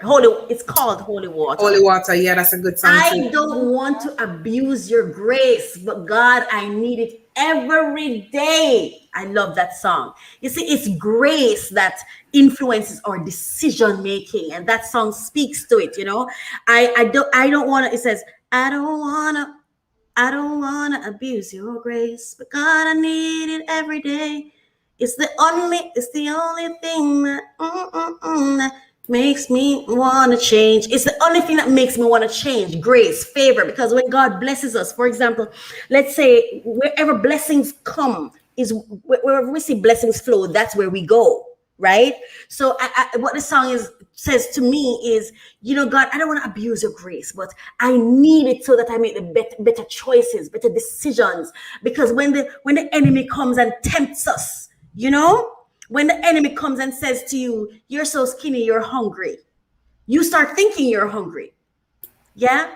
And that thing about decision making, man, Yeah, powerful. So important. And I love that song because it really speaks, speaks to that. And so those are what I'm listening to. Those are my rotation. That's what I'm listening to. It's been on rotation for about 3 or 4 weeks now. Yes, guys, definitely. Yeah. I love all the songs this week. I don't know how the viewers and listeners are gonna vote, but remember, all of us are on UMERadio/DJ-Top 5. Go right ahead and vote for your favorite playlist for the week. Remember, it changes every week. So if you don't catch your song this week, there's no guarantee that it will be there next week. Guys, VOTE, vote. And also don't forget to submit songs that you want to on UME Radio, because it's not our station, it's your station. All right. So next we have Jesse. We have upcoming our wealth mindset. All right. So the morning segment is done. Yes, it is. Wow. How was the show this morning so far for you? It was refreshing. I actually loved it. Very peaceful, very calm. I realize our listeners and viewers are there, but they're not in the talking mood today. Some weeks they're talking, some weeks they're like, okay, we're here. We're just listening. I loved it. And that's okay. It's sometimes silence is good, and allowing people time to soak things in. Yes, true. Jesse, what are your thoughts? I absolutely loved it. It was quite, different and refreshing. I mean, seeing you guys, your faces, But in some type of way, it kind of also made us pay attention to what, we're saying. I hope our viewers also, sometimes you could be distracted by what's going on. But, like we said, there's power in the voice, and, I think people are really going to be blessed by it. And it's great topics, absolutely great topics. All right. And that's it.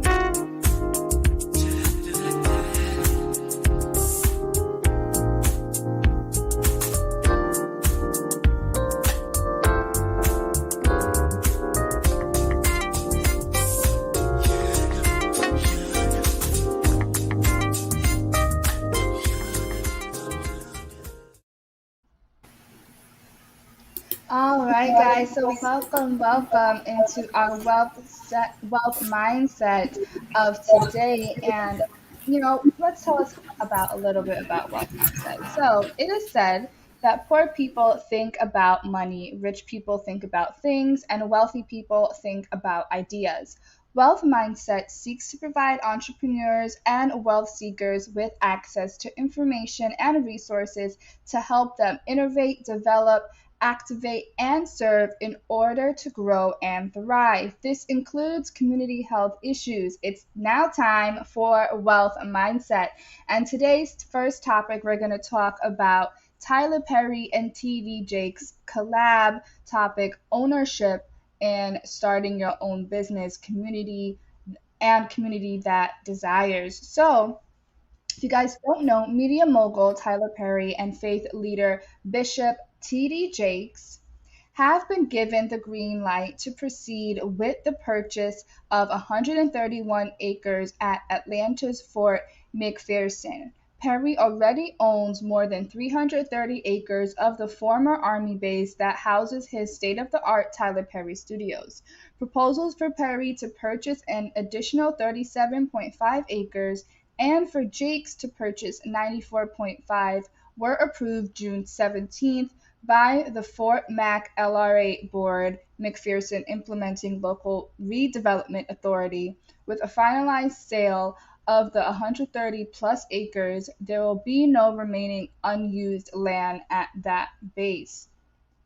And guys, this is absolutely, amazing. And before we get into we have a little bit of a video clip to share about what Tyler Perry himself states about ownership. Marsha, how do you feel about this? Listen, it's a good day for people of color. Mm-hmm. Especially the fact that there's no conversation about real estate and expansion. I was also reading an article from the Atlanta Voice, because that's where they're based, that TD Jakes, he has an enterprise. It's a TD Jakes Real Estate Ventures.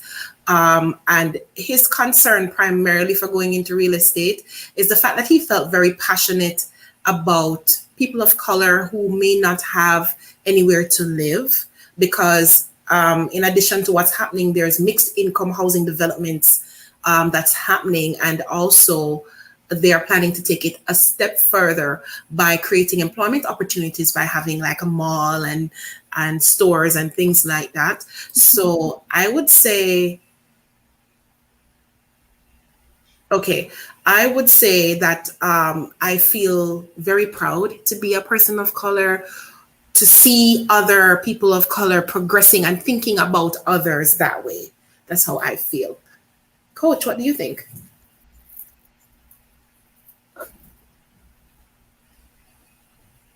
Yeah. So that's what I feel about that. It's a big deal. TD Jakes and Tyler Perry coming together to do something. I'm so sorry you weren't hearing me. It's all right. Go ahead. Okay, I'm so sorry. Yes, I was just saying, I don't remember if this is the quote you just read, but I'm looking at this where it says, I see too many Black and brown working class people falling victim to the continued gentrification of our neighborhoods. I'm extremely excited about the accessible ownership options that will exist for future residents of this multi-generational community, Bishop T.D. Jakes said in a TDJ Rev press release. In one of his press releases. Yes. And he also called the project an opportunity to serve and further amplify their vision and unwavering commitment to attracting growth opportunities and development excellence to the city of Atlanta. That was also part of the press release. It's just interesting. My thoughts on this is it's just interesting. I know, if you I feel like Black people or Black celebrities, or I don't want to call them celebrities, I want to say Black leaders or those Black power who's well known. I think if we kind of step back a little and look, I think they're trying to do something. But I feel like they're going about it in a roundabout kind of way for the purposes of security or actually getting the outcome. I don't know. It's my own opinion, and the reason I said that is because I know Oprah also did a feature on the Black, what was it called again? Wall Street. The whole community that was owned. There was a whole community. I don't know if you guys watched the documentary, a whole community that was old. And my understanding of it was, first, you threw us down here in the slum. Then we built the slum into wealth, and we were getting our own money and keeping it within our own communities. And then you come in and you just turned it upside down. You just disrupted it, and you demolished it and scattered us. Right? And then go out on a campaign to destroy our image and divide us as a people so we no longer trust each other. And then after she did that documentary, I'm hearing this happening. Something is happening. When I connect that to even my own work that I'm doing, and when I look at other works, when I listen to Angela Stanton King, she too, right? And when you listen to different, I think there's a stirring underneath happening. I think Black people is we're waking up, like we're getting to that place of, hold on, and the fact that they're doing it together is amazing. I like that. That's a clip. I won't be able to play the audio because this is copyright material, but this is him on T.I.'s show, Expeditiously Speaking, and it was just a really, really interesting conversation. I mean, take a listen. I'm gonna play a little clip, and hopefully that's okay, because we're only playing this, just to be clear, this is not our content, it's copyrighted, but we're just sharing it in the interest of sharing what he had to say, and then we're gonna tell you what our thoughts are. I think it's what number 117. Is that where I'm to go? 117, yes. Okay, great. So let's just play this. And this is only for the purpose of news reporting and commentary, for information and education. The father worked building houses for this white man, as I was saying. And he building houses for this white man, as I was saying. The father worked building houses for this white man, as I was saying. And he would come home so happy because he had made $800. He made his money. So I made this much money, and he had to pay his employees out of it because he had other subs under him. Right. And I always watched a man who built the house and owned it sell it for $80,000. So he got 80. My father got 800, and he thought it was a wonderful thing. And I even remember being a kid trying to talk my mother and my father into. I know. Okay, let's just dissect this first before we continue. Yes, sure. Right. He said something that I think is so powerful, because I've had those thoughts too. My father made 800 and he was so happy. Oh my God, I got everything. Like, oh my God, because guess what? It's more than he has had. But the other person, the owner, sells it for 80,000. You see, the short-sightedness. And so, I'm saying this because even in today, I hear so many people when I talk about owning your own brand say, oh my God, I'm so busy. I have to do this. I have to do that. I have to go to work. I have to pay my bills. Yes, you're eating scraps. You're eating scraps because that's the extent to which your sights can see. The extent to which, because we say we know God, but we're constantly leaning on our own understanding and we're constantly doing things ourselves. I call it planning on pockets. Only what is in my pocket I can plan on because it's the only thing I know. Yeah, expand your vision beyond your pocket. It was so powerful what he had to say. What do you think about what he said just now about what his father did? Building this. Yes. I was about to ask you in the capacity of coach, about our mindset of color with regards to, I feel like it's a certain type of fear that's happening while we don't launch out more. Yes. Is it a culture? Like, for instance, I kind of feel like the school system, at the end of the day, it shows you how to work for someone else as opposed to having your own. So I would ask you this: why would the school system teach you to have your own? That is a very, very good question. And it doesn't make them bad, but I would ask, why would they? Are they your mother, your father, your brother, your sister, your investor? The school system is a service, is a business. You have a choice. You get to decide whether or not you want to participate. We don't all have to just fall in line, but we do because of fear. Right? So that's just the one thing I want to ask. Like, but I'm trying. There's this picture that I shared once, and I don't know if any of you, if I shared it with any of you, you can find it. Keep someone fixed. Keep their attention fixed on their basic needs, and they will not even worry about freedom or wealth or anything else. There's an image. There's actually a meme with it, and I was trying to find it. I don't know if I've ever shared it with you guys. Let's share it now. It's such a. I'm not going to stop searching for it until I find it because I want to share this image with those who are going to be watching. Because we have been. That's what they do. They keep you focused on your basic needs, and those people who when you talk to them about ownership, they're too busy. They are focused on their basic needs to the degree that they have no focus, they're not even thinking. Let me see. I'm going to try to describe it because I might not be able to find it. It showed like someone, like he was in a prison. You saw the prison rail, right? The person is inside like what looks like a jail. On the outside of it, there's a key and there's a piece of food. Now it's not too far. It's close enough to be in sight. The keys and the food are close enough to be in his sight, right? But not close enough for him to use his hand to reach it. So he has a piece of stick. And I think the food is just like a little couple inches closer than the key. And so he has a piece of stick, and guess what he's going after?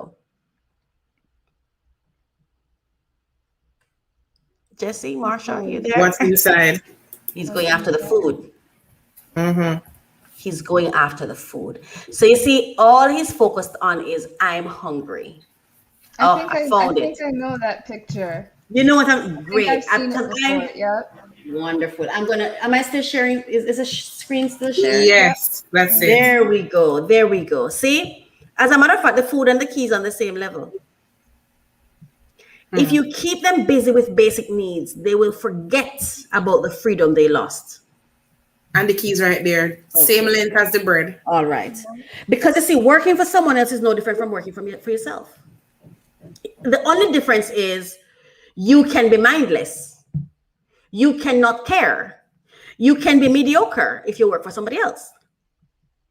You cannot use your brain if you work for somebody else. You cannot try if you work for somebody else. But if you work for yourself, then you have to be intentional. You have to have integrity. You have to show up on time.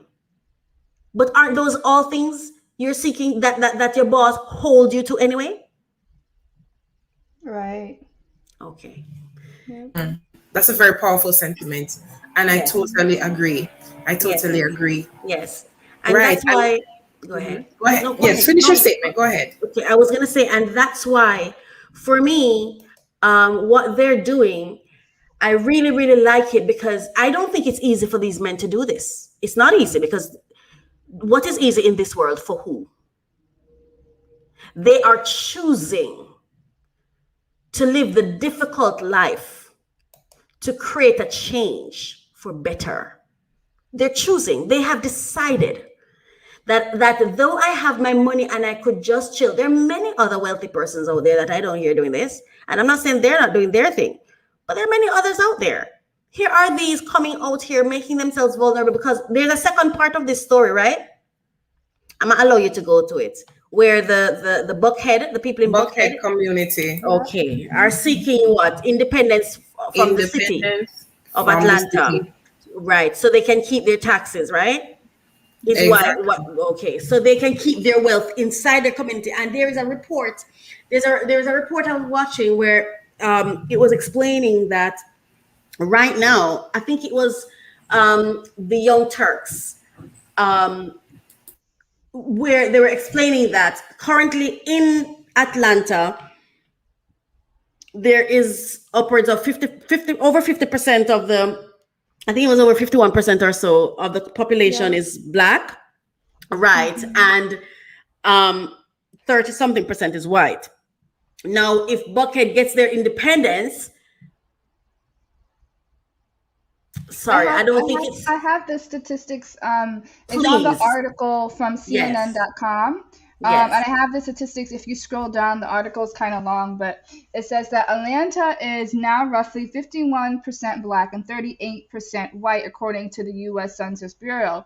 Without Buckhead, Atlanta would become roughly 59% Black and 31% white, according to AJC analysis.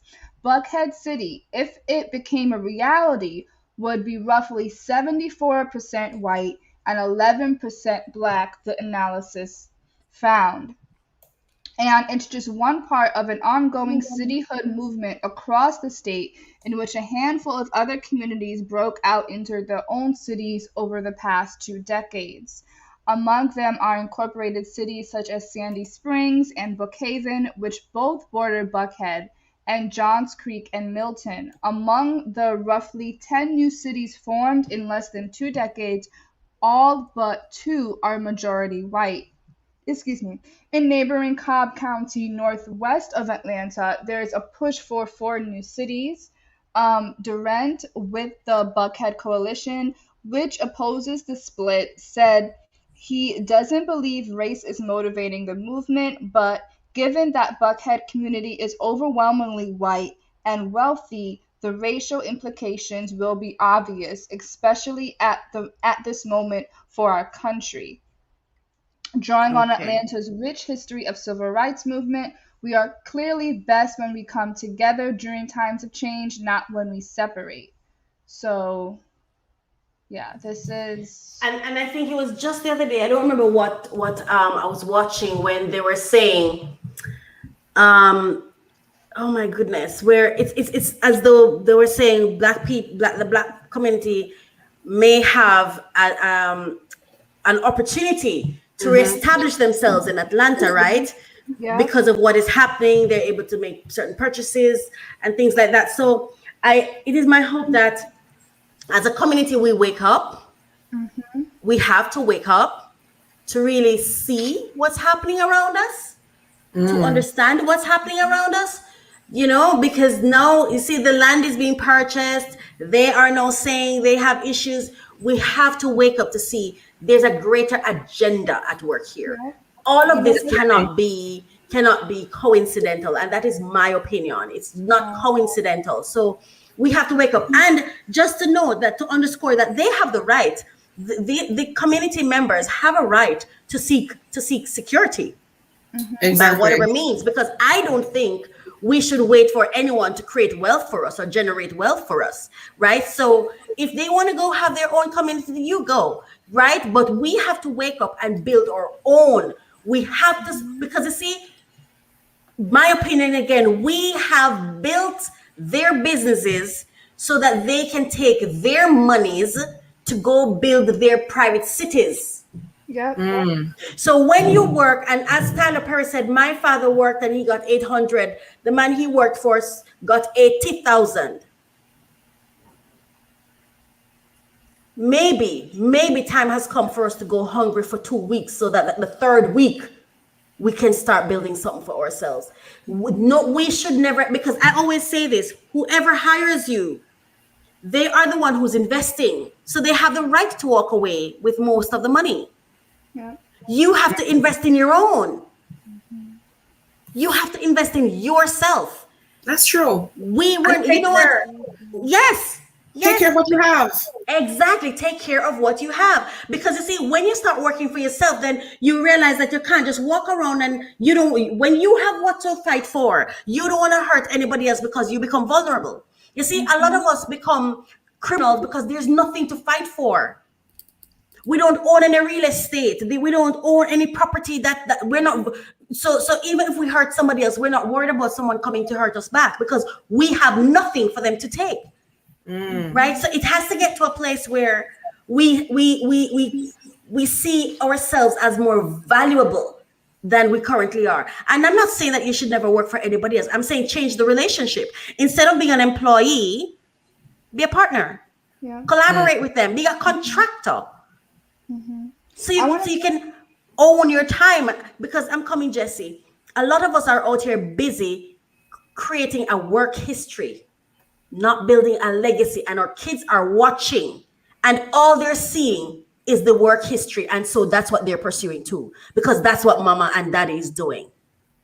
They work for somebody else. So the thought of even owning their own, they haven't even thought about whether or not we've already surrendered that we can't do it, but we haven't even tried.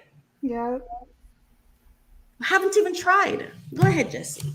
I wanted to say this, that to mind when it came to knowing your wealth, and as far as 9 to 5, because you guys know I'm still a student, and hopefully when I graduate next year I'll be working for an employer. However, you guys also know I'm a poet, I'm an author, and I'm starting to have my own company, like side business going on. So I'm not in the mindset of just 9 to 5 is that's it. But I do want to say this to anyone who is in the 9 to 5, regardless. I was working for an employer for years, and I believe that I had to go through this period for a reason. But despite that, when I was getting ready to realize that it's my time to go, like I always felt that push, but it just wasn't 100%. But when I was 100% sure, okay, now I'm done, and he told me it's done, I'm looking for jobs. When I was talking to a recruiter, and I'm going down the list of what I did and everything like that, and she was like, how much are you getting paid annually? So I told her, and she just paused for a second, and she's like, with your skills, you could be making at least double of what you're making. I didn't know that. I didn't know that because one, I felt overworked, but I didn't know that because I was he caught me at that peak time when you just graduate college. So you're just looking at income for income and money for money,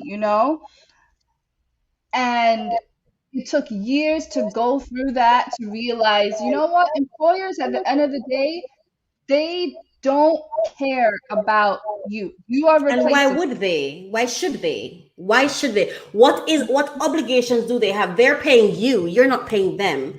And this is what I remember someone did a presentation on boss versus leader and cast a negative perspective of what a boss is. You have a boss. A boss is someone who pays you to do something. They don't have to like you. They don't have to care about you. They don't have to ask you how you're feeling. They pay you, you execute the job, they get the result, move along. Then you have leaders. You pay people to mentor. You pay people to coach you. Those are leaders. You pay them. You go to church, you give your offering. You pay for your pastor to exist, to offer you counseling or ministry leadership or whatever it is. We have to become very clear about people's role and stop expecting of people what is not their jobs, not their duty, not their responsibility. As a matter of fact, the way I look at parenting, I was watching the thing this morning, and I know you have the next segment coming up, so I'm gonna say this quickly.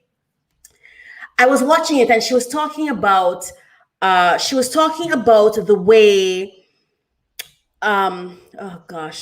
talking about the way the children, Black children, are treated, and she went into a whole other things that I've already started my own research in understanding, the whole abortion thing, welfare, and all of that. And as she was there talking about it, she had the same perspective I had, and I was like, thank goodness, because for a long time I just feel like I was just having this perspective by myself. Like, no, when you don't, the Bible said actually you should leave your parents and cleave to your wife, right?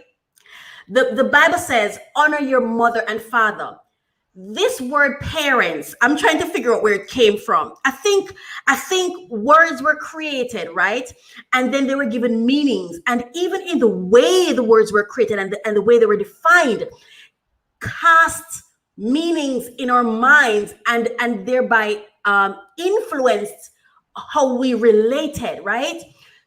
And this again, in my personal opinion, I'm not seeking to offend anybody, but I don't believe the child that the young girl who is 16 years old, who went and had sex for fun because she was drunk or whatever was happening, and now she's pregnant and she's thinking an abortion. I don't think she was, and the father isn't there. I don't think she's any different from Jesus Christ in Mary's belly. I don't think that child is any different from that, right? We can't say we believe in God and then the same things. I just think we don't get the full story, and the full story couldn't hold in a book, right? We heard that the spirit came in Mary, blah, blah, blah. And I'm not saying it's wrong, but I'm just saying at the end of the day, sperm and eggs don't get one pregnant. God allows for pregnancy to happen when they collide. At least that's my understanding of God. He has to say, because a lot of sperm and eggs have collided but never produce a baby. There's some people who can't even have children. There's some persons who have been, I remember at one period in my life, I tried so hard to get pregnant. I mean, there are so many, at one point in time, I felt I had the symptoms, the everything, because I was working that hard for it to happen. Didn't happen. Nothing happens unless God says so. So who determines how a miracle look? Right? Why am I saying that, and how does it relate back to this? Not even the person who gave birth to you is obligated to take care of you. We are all here to do our own purpose, and all the custodians that we have are there to support. Yes, support us, but each of us come here with an obligation to pursue a purpose, not to come here and get comfortable in the fulfillment of other people's purpose. Right? When other people fulfill or create things, it's like even language. I have been asking myself, why haven't I created my own language? Because I got comfortable in the English language.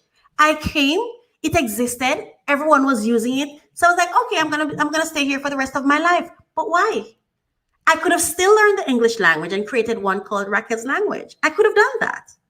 And then engage people in my own world, in my own understandings, in my own space, and be my own individual self. We don't have to just fall back and fall into place, right? A mango tree is a tree, but it bears mango, strawberry. All those plants and things, they're doing what they're supposed to do. Why is it that us humans, right, not reproduce as we should? And I'm not just talking about having children. I'm talking about purpose, divine purpose, using our skills and our gifts to own our own and to pursue our own freedom and build our own capacity. Your parents, I didn't grow up with my mother, and when I was younger, I was angry. But then as I grew older, I was like, she owed me nothing. Now, if God did not place in her an obligation to have me in her home and to treat me like a quote unquote family, then maybe he had other reasons. And now that I'm seeing how my life is playing out, I completely understand. If I grew up with my mother, life would have been more difficult for me based on what my purpose is. But you never get to connect the dots looking forward. You get to connect the dots looking backwards. So we need to understand we didn't come here to be comfortable and to just settle down. But every time we go somewhere, we just want to sit. But that's not what we're here for. So we have to cultivate our own wealth. We have to take accountability, because that's the only way we're going to have the power to make the decisions. But for as long as we work for the man or Uncle Sam or whoever that is, then you're either building their wealth or you're building your own as an entrepreneur. I'm an entrepreneur. I'm a serial entrepreneur. It's not that difficult, I promise you. It really isn't. You just have to identify what you're passionate about and really go after it. Give it the same energy you gave your job. Same energy. So that's all I had to say. Thank you so much for sharing your thoughts with us, Coach Racquel. Wealth mindset has been indeed one of those stimulating discussions.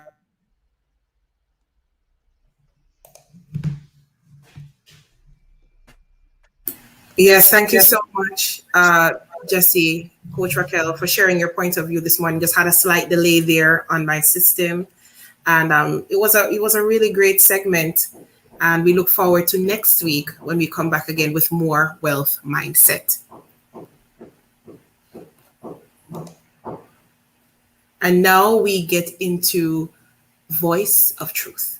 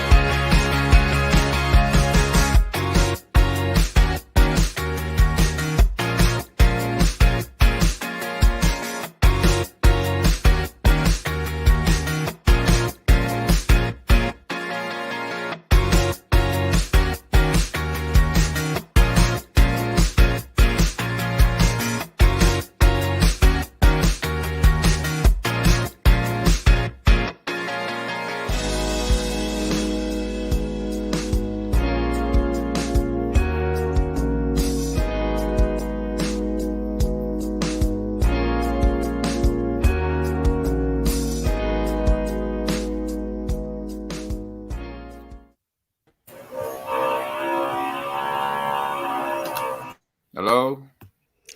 Hello, Mr. Wilson? Hi, can you hear me?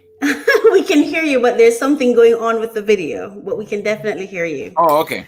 Good morning, sir, and welcome. Welcome. Yes, good morning. How are you all? Glad to be here. Yes, yes. Thank you so much for joining us on Voice of Truth. This is where we feature migration, immigration stories, community issues, stories of hope based on the experience of people of color. And so inside Voice of Truth today, we have with us Mr. Earl Antonio Wilson. He's an attorney at law, and we are about to have a discussion about the release of Bill Cosby, who was released from prison after his conviction overturned. The 83-year-old was released from prison after his conviction on sexual assault charges were overturned by the Pennsylvania Supreme Court. In 2018, he was sentenced to 3 to 10 years in prison. Such a delight to have you this morning, Mr. Wilson. Thank you. It's great to be here. All right. So let's open the conversation this morning. Yeah. Let's open the conversation this morning about on your thoughts about his release. Yeah, I have many thoughts about his release, actually. And I will say, first of all, I was not surprised. From the very beginning of this case, my analysis was that Mr. Cosby should never have been prosecuted. My analysis, my own analysis, as I was reviewing the case back in 2016 when he was tried for the very first time, was that despite the allegations and the numerous amount of women, I think about 60 women who alleged that he had drugged them and or sexually assaulted them, usually drugged them first without their consent, there was very little evidence. And the only person that appeared to have any sort of real dog in the fight, per se, was Andrea Constant. Andrea Constant was the person who spearheaded this latest version of the litigation against Mr. Cosby. Andrea Constant alleged that he drugged her and sexually assaulted her back in 2004. But in 2005, she approached DA Bruce Castor in Pennsylvania and complained to him and alleged that these things happened. And the DA didn't really find her to be very credible. He thought that she was not a very stable witness for whatever reason, for his own reasons, I'm sure, his own professional reasons, and declined to prosecute Mr. Cosby. However, he, in order to sort of help her out with a civil lawsuit that she was going to later on bring, in the sense that he would give her some evidence based on the fact that a civil lawsuit is not based on a beyond the reasonable doubt as a criminal case is, but is based on a preponderance of the evidence, a little lower standard. He decided to ask Mr. Cosby and make a deal with him, actually, through his attorneys, a verbal deal, that he would, that he could testify to deposition for that civil case, but at the same time, never be prosecuted for whatever he said. And Bill Cosby took the deal. And so Bill Cosby testified, and many of the listeners may have heard about that deposition. That deposition, which is a series of sworn statements that he made at the deposition, he actually never admitted to raping, sexually assaulting anyone. He did admit to giving drugs such as Quaaludes. I believe he also mentioned Benadryl, as some may know, is an over-the-counter anti-allergic medicine, to women that he was either dating, because he was definitely guilty of having affairs and having adulterous affairs. He was a married man. Some of the women were actually his girlfriends at the time. And so Quaaludes, as many may know or may not even know, because back in the 1970s, this is when these things happened. Quaaludes is also known as methaqualone, which is a depressant. So according to Cosby in his testimony, he would give these drugs to women who asked for them or agreed to take them, not drop them in glasses of their drink and things like that, which seemed to come out in the urban myth almost of this entire thing. So notwithstanding that, Mr. Cosby's deposition testimony ended up allowing Ms. Constant to get a settlement. I believe it was a settlement of about $3.5 million, reportedly about $3.5 million. Nonetheless, Ms. Constant, by 2017, was approached by Kevin Steele, or he approached her, or she approached him, excuse me. Kevin Steele was a successor to Bruce Castor. And by the way, just so you know, Bruce Castor, if you didn't know who he was or didn't know what he looked like, if you watched the impeachment trial, Bruce Castor, the DA, back in 2005 in Pennsylvania, was one of Donald Trump's attorneys in the second impeachment trial. Yes. But nonetheless, Kevin Steele, who is now the current DA in that area, decided that despite the fact that there was an oral agreement between Mr. Cosby And yes, it was an oral agreement. Oral agreements are upheld in the law. It doesn't have to be written. Should have been written, but it didn't have to be written. He decided he was going to prosecute, and he did it just weeks before the statute of limitations expired. In Pennsylvania, there's a 12-year statute of limitations. And if you do the math from 2004, when the allegations happened, to 2017, it's, pretty close, right? In terms of the 12-year statute. Wow. He filed criminal charges against Mr. Cosby. There was a jury trial. And at the jury trial, Mr. Cosby, there was a hung jury. This is in 2016. Okay. Yes. And in that particular trial, I don't believe there were any other witnesses. Miss Constance's testimony didn't really come in. I mean, it didn't really impress the jury. There was a hung jury. But by the second trial, but the deposition was allowed to come in, just so you know. So it's not just the DAs that were making decisions. The judges in the 2016 trial and the judge in the 2018 subsequent trial, which I'm about to talk about, also made certain decisions that made a difference in this case, which I think were wrong. By the time it got to 2018 for the second trial, the judge in that case not only allowed the deposition to come in, but allowed 5 other witnesses to testify as to the what do I say, the habits or the ways that Mr. Cosby sort of operated when it came to the women that he was either dating or women that he was about to have some sort of sexual activity with. Mm-hmm. He was convicted, as everyone knows, with 3 to 10 year sentence. He appealed to the next highest level in the Pennsylvania court, and he was denied all the time that he was in jail, including I think maybe a year ago, less than a year ago, when he came up for parole, he said, "Look, I didn't do anything. Okay, I'm not going to admit." All he had to do actually back then was admit that he did something wrong, and he probably would have got parole. He probably would have been home before, but you have to admit guilt, and he refused to admit guilt. Fast forward to what happened just last week, where the Pennsylvania appeals court, top court in Pennsylvania, in a 79-page verdict, or 79-page decision, I believe it was 6-1, something like that, in terms of the judges voting, that he should be not only released, but never retried. Wow. The main reason, and this is why I go back to what I originally said, the main reason the court indicated that was because there was that agreement between the prosecutor not to prosecute Mr. Cosby, no matter what he said. And keep in mind, he never admitted, even in that deposition that he took, that he did anything wrong. That was decided in the criminal case. And I believe the criminal case, and I may be sounding politically incorrect here, but I'm just going to be legally correct. I don't believe that criminal case necessarily indicated that he was guilty either, because I believe that the judges made certain decisions.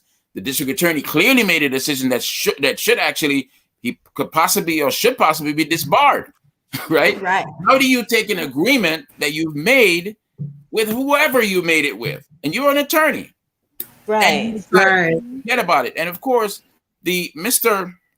Steele, after the verdict, after the decision by the court last week, came up with a sort of a comment that, hey, I'm proud of what I did. We can't let these rich guys, rich, powerful men do stuff like this. And granted, that is true. We cannot let rich, powerful men get away with, assaulting women, mistreating women. And there has been some indication with the Me Too movement and some other things going on that there has been a sea change with that, right? You have Harvey Weinstein in jail, right? You have who's that other guy he died? He actually got a pretty good deal before he died. Jeffrey Epstein also. Right. You had a number of different things going on where many of these powerful men have been taken down from their high horses, sometimes after many, many years. Les Moonves, for instance, the president. Right. Yes, he's just had a lot of things that have gone on. But in this particular case, you are talking about a black man after all. So let's get there. Let's go there, right? Yeah. Well, a black man who had been an entertainer for 6 6 decades, he had a very, very strong track record of philanthropy, and he basically built a lot of careers of black comedians and black performers' careers. If you even go back to the Cosby Show and his early shows and I Spy, this was an iconic figure, and he was someone to really bring down. So I believe that this was a wrong process, primarily because it was clearly a breach of contract. If you want to get into the details of what Mr. Cosby did or didn't do, well, let's just put it this way. Mr. Cosby's public beating, even prior to the trials, were pretty intense. Comedians and other performers basically made jokes about him or made comments about him being a rapist. The court of public opinion had even now, then and now, has been that Mr. Cosby is guilty, and that he's someone that should just basically, now that he's free, just stay away. Just go die. And not only that, there are some people like Gloria Allred, who is a notable attorney who in the entertainment industry. Excuse me?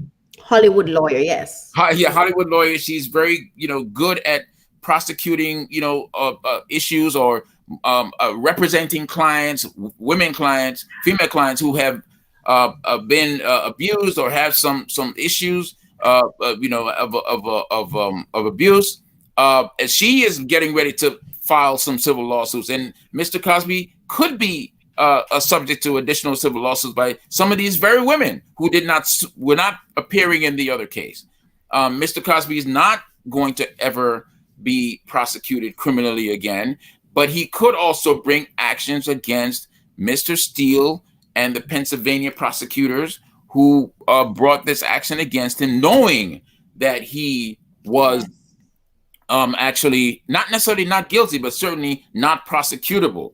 And keep in mind, again, one of the reasons why he's likely to win if he brings an action in Pennsylvania against the prosecutors is that same district attorney I mentioned, Bruce Castor, who made that deal back in 2005, sent a memo, an internal memo, to Mr. Steele when into around 2017, okay, or it might have been around 2016, let's say, when Mr. Steele had decided that he was going to move forward with this process, and basically forewarned him, don't do it. There's an agreement already. You're going to run into some problems. So anyway. Yes, I like to call it prosecutorial indiscretion. And if you want to go deeper into this in terms of people of color, black people, sort of falling prey to prosecutorial discretion that is indiscretionary, right? You go back to the Black Panther movement. You go back to a number of different prosecutions throughout our history where prosecutors will do things like, for instance, in the South, choose only white juries in cases where black people were lynched or murdered. Emmett Till, for instance, if anybody remember that. Yes. Only white juries, and people tended to get off by that. Those are prosecutorial indiscretions as well. In the Black Panther movement, for those who can, relate to this, the Black Panther movement was a movement during the 1960s. It was an incredible movement, in my opinion, of mobilization of black people at a time when black people were really still in lots of danger in the United States. And virtually every single one of those leaders, including Fred Hampton, if you saw that movie, right? Right. The leader from Chicago, but others as well were selectively prosecuted by the various prosecutions across the United States, up to the point of evidence being tampered with and evidence being planted against them. Many of them went to jail. Some of them died. So what we're talking about here is prosecutors that are powerful enough. They feel they can do anything they want. And I believe that Kevin Steele should be punished for what he did. So that's really my opinion. As and I'm welcome. You're welcome to ask me, any questions that you have. Yes, this is the thing for me that really gets me. So Cosby is out, he was released, and everyone is mad at Cosby. And I don't understand, because the same education system that educated me gave me the impression that there is this thing called law and there is this thing called judicial system, and you have different courts have regular courts. You have what I don't know what they call the lower one. Then you have the Supreme Court, and the Supreme Court has made a decision. But everybody is mad at Cosby, and I don't understand because he didn't get the keys and open the gate and let himself out. Right. How do I put this question? How do we create some kind of system wherein the Black community can get information and education on the legal system for themselves? Because mainstream media, and this is my own opinion, mainstream media clearly has an agenda. There is an agenda, clearly, because it just doesn't make sense. Even the fact that they keep harping on, and Cosby should go to jail, and Cosby should, he didn't let himself out. So, like you just said, rightfully put, the prosecutor, they made the call to do this. Why aren't people mad at that person? And why, if the mob believes that Cosby was guilty, then why aren't they mad at the victims who decided or chose to settle? Is the law anymore? You know, that's a really good question. First of all, it's a compound question, but it's a really good series of questions. I'll address the first part that you mentioned about education. Education is really the key, right? And probably there should be some kind of course, whether it be in high school or at some level, on just the law, sort of how the law works in this country, how it works from a legislative standpoint, the duties of elected officials, the duties of, and essentially it used to be called civics, right? They don't do that anymore. Right, civics, civics they have to meet the ethics and legal issues. Yes. They probably should be some kind of course curriculum within either the elementary schools, the middle schools, or the high schools, or maybe all three, to really just keep folks educated as to how these things function in society. I mean, anybody who has, I think, common sense and knows that when you make an agreement, an oral agreement or a written agreement, it's a contract. And if you have any integrity, maybe you have buyer's remorse, you regret making it, doesn't really matter. If you made the agreement, you made it. Andrea Constant made it, right? She made an agreement. She got paid $3.5 million. She still ended up testifying. Right? Lest we forget, she got $3 million. She got $3 million, and that's reported what she got. So, in answer to that particular part of the question, then you basically should have some sort of civics lessons, especially in the Black community, educating us, because it could also maybe stop some of these young guys from doing things like thinking that it's okay to go to jail, right? Because we know where that ends up, right? Become part of the system that's sort of set up against us. The second part of your question, maybe you could repeat that question for me, please. I think it's where I was saying, is the law anymore? But I think as I listen to you answer that, I feel like you answered the question in general, because I think what happens is everyone's going on emotions. Yes. And the media revs up that emotion, because I thought it was even as a lay person, a regular person, when I saw all the people coming out of the woodworks, I'm like, man, this is overkill. Even if you had no law degree and you just have common sense and you sit down, if you have your child and let's say you have 12 children and one of them come and they went and called everybody just to prove this one thing. I've always had this issue that anybody who's seeking to prove too much, I question. Right. You have, why would you have people who know that their case is no longer viable, and you still have them coming? It's overkill. And I think it killed the Me Too movement. It killed it for me, because you see people coming from all over. This woman was, in her interview, she was 30. She said she was 33 years old. She said she has a headache, and she told him, and he offered her 2 blue pills. The interviewer said to her, "Did you see the packet?" "No." "Why did you take them?" "Did you know what it was?" "No." "So why did you take it?" "Because he gave it to me." Right. So does the law?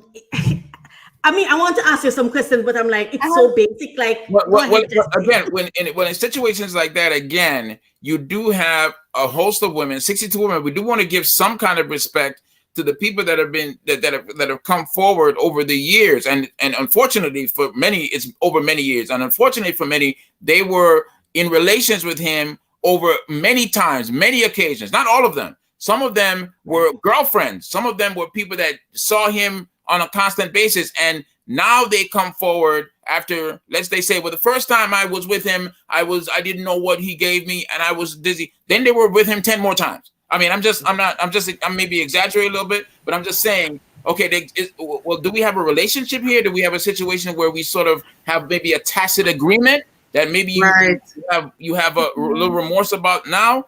And I'm not trying to beat down any women here. I'm not trying to offend anyone. The Me Too movement is a viable movement. I think in terms of reconciling, really, really bad and egregious behavior, particularly by men over the centuries.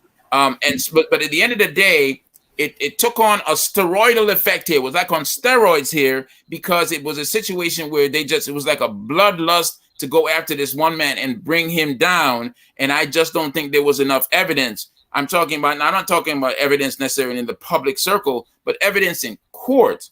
And nonetheless, you had an unethical DA who decided he was going to make a go for it because it was going to be a popular thing to do. Yes. Yes. I understand. For me personally, I'm a rape victim, assault victim, and the Me Too movement for me is overkill, and I don't respect it. I don't support it. Me personally, because you cannot override fairness and justice. Because the law is a big deal. How the system works is a big deal. It affects people's lives, and I don't think at any point in time should anyone have to feel that, oh my God, I'm not sure I'm going to get justice here. I think we need a system in place where if you're going to, yes, those who are victims have to have a place and a space to advocate for self and have the system advocate for them as well. But it has to be done in a healthy and positive way. It has to be done, I felt sorry for men. At one point in time, I was like, oh my God, thank God I don't have a son. Because I felt like there was this thing happening, this mob justice happening.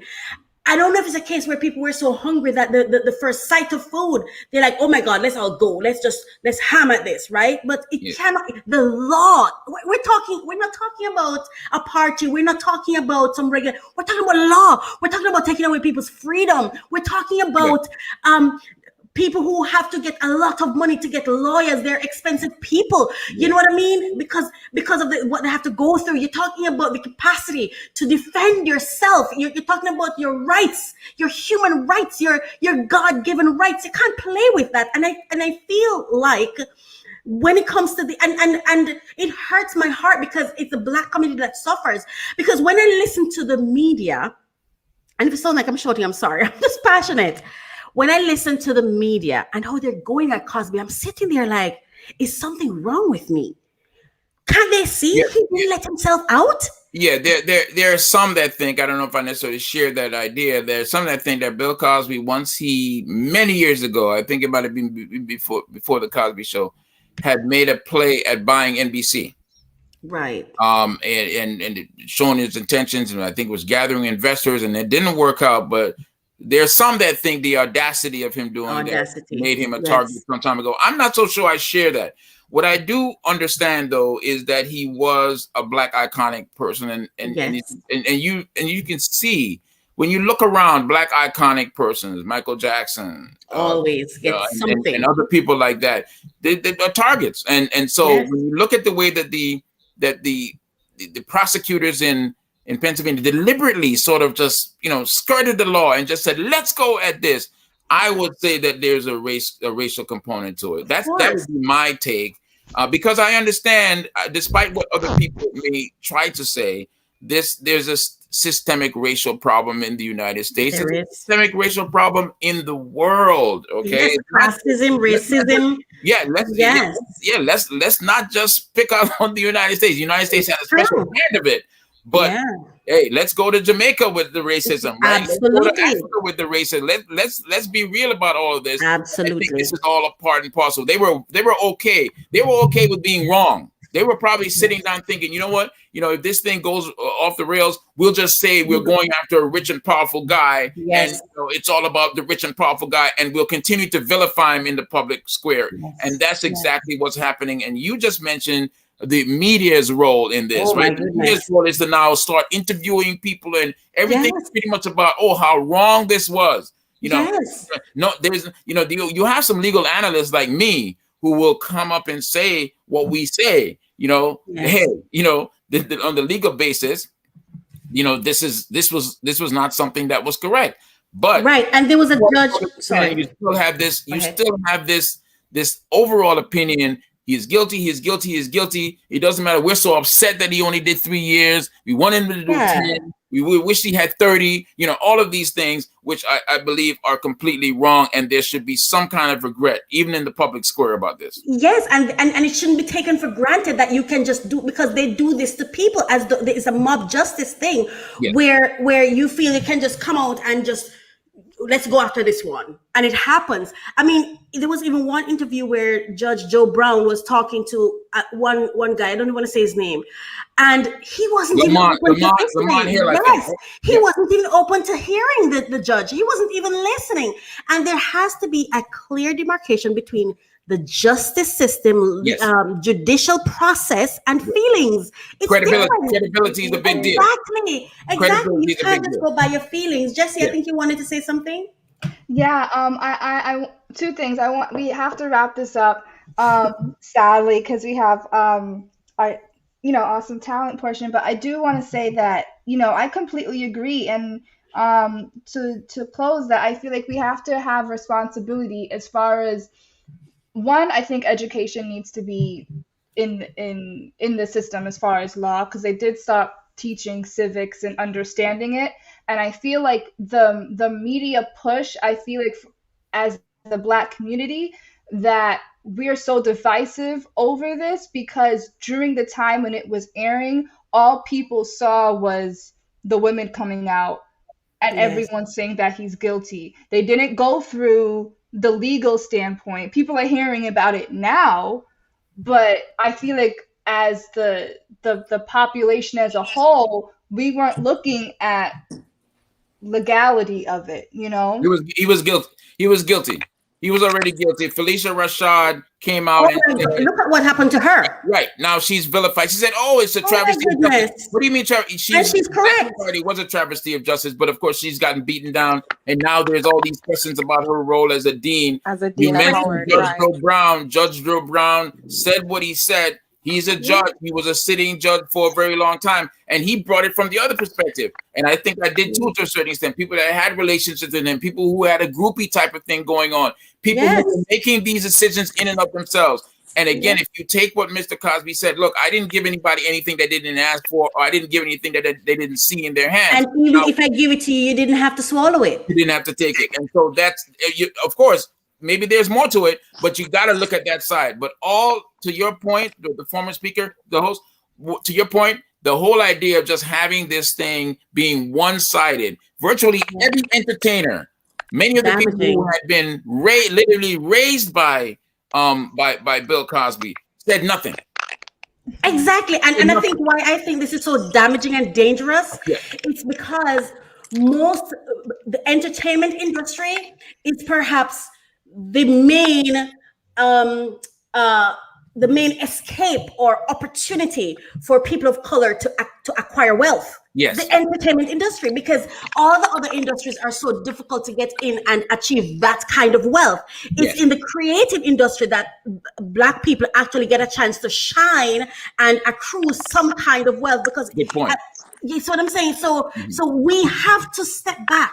We really have to step back and step off that emotion and say, hold on, what is happening here? Because even with the way they came after Felicia Rashad, when she said an opinion, it was just her on her personal page, on her personal thing. She didn't make any declarations, and they just came after her like that. And I don't think, and if you notice, they sent the Black people after her. They have their token representatives. Howard University, her employer. Exactly, came out and tried to muzzle her as well. And isn't that against her First Amendment rights? Yes, absolutely. I mean, there's no doubt about it. She didn't say anything that was nothing discriminatory. Right, exactly. right. Nothing. She just said it was a miscarriage of justice. And every single lawyer that has commented said the same thing. Said that, we knew this was gonna happen. We knew because we're in the system and we understand. Everybody else was just on emotions. And when it comes to legalities, it cannot be about emotions. You can't feel somebody should be locked up just because you feel they should be locked up. That's right. Exactly. And so on that point, I know we're gonna wrap up. But on that point, when you're talking about a criminal justice system that has a duty to have integrity and create public trust, this is a shot. This is a step backwards. Okay, when you're doing things like this, how do we know? Exactly, and it's going to set precedents as well. Nothing. I'm sorry. Exactly, and cases create what they call precedents, right? Yes. Exactly. Exactly. Mm-hmm. Wow. And with that being said, we want to say thank you so much, Mr. Wilson, for coming on to our show, Voice of Truth. It was absolutely a pleasure to have you. Always. And definitely, you're gonna have to come back because we need to talk about this more. Anytime. I'll be happy to come back. Just send me an invitation, and thank you so much for your robust feedback and conversation. Thank you too. All right, thank you. Wow. I know, right? Wow. Marsha, I think we have multiple of you. Okay, hold on. I've removed it. It's so powerful, though, what he had to say. I'm going to stop there. It's really important. It's so critical. I mean, when we really step back and watch what's happening, we're talking about, I can't even believe this conversation is about law. Mm-hmm. I thought law was the one thing that we put aside and we allow the system to work. Yeah. Your next segment, ladies. Am I the only one here? It's the travel segment, correct? We are now gonna close with our travel boss for today.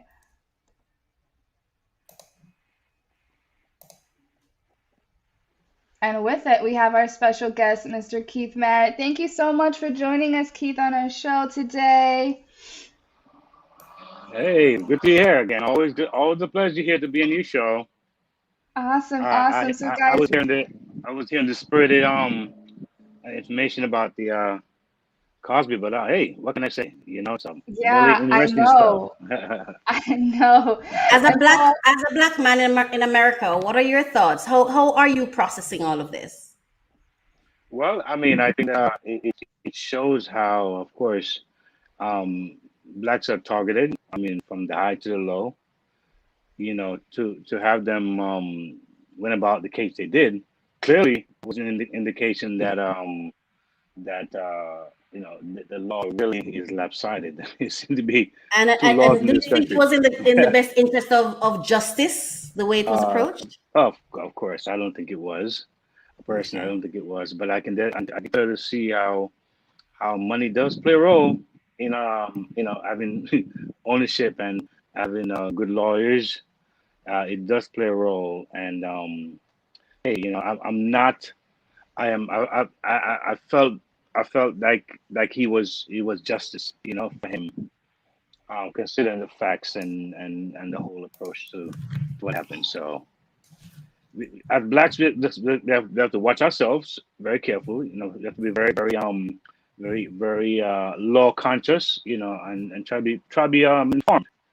You know, and learn from these cases that you know we are, the struggle continues. So, but I'm happy that he's out. Personally. Awesome. Yeah. And as our listeners today, Travel Boss is designed for travel lovers and travel entrepreneurs. We share insider information on deals, trips, trends, news, and general guidelines for travelers and growth opportunities for entrepreneurs who want to start their own business.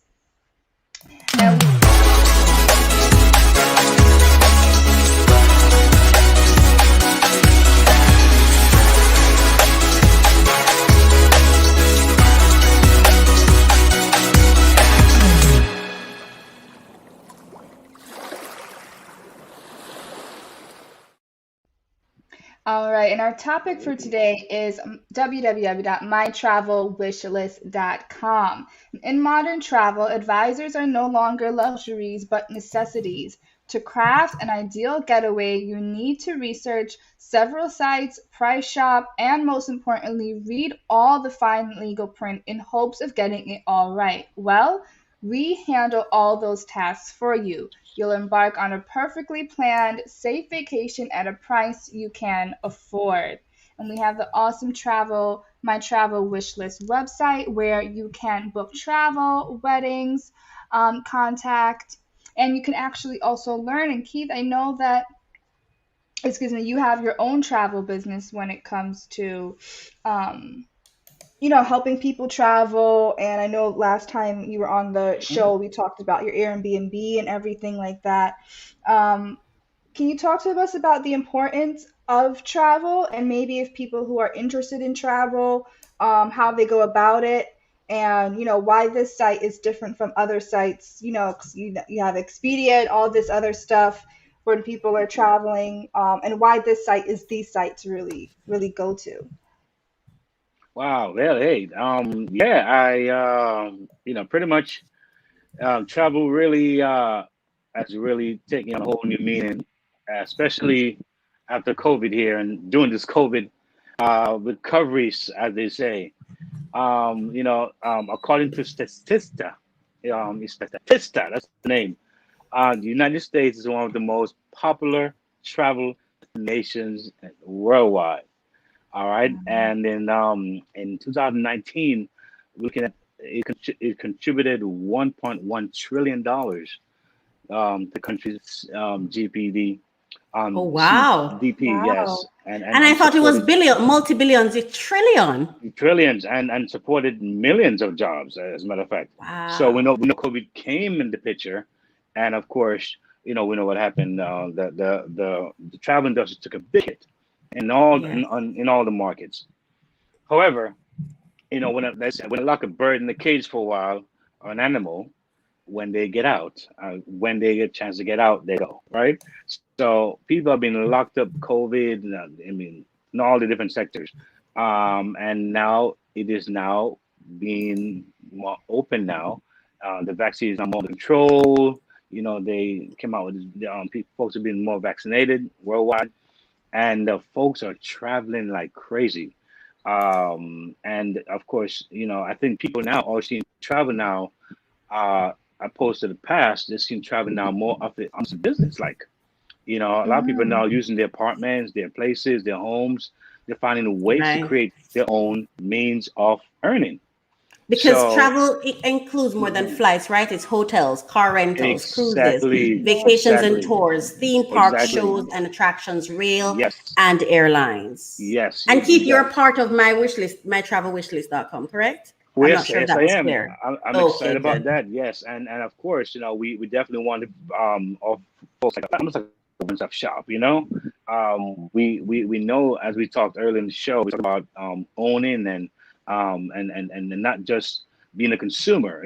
Blacks in a whole are known to be one of the high spenders, in some of these markets, and it's time that we kind of start to own, create wealth within our communities.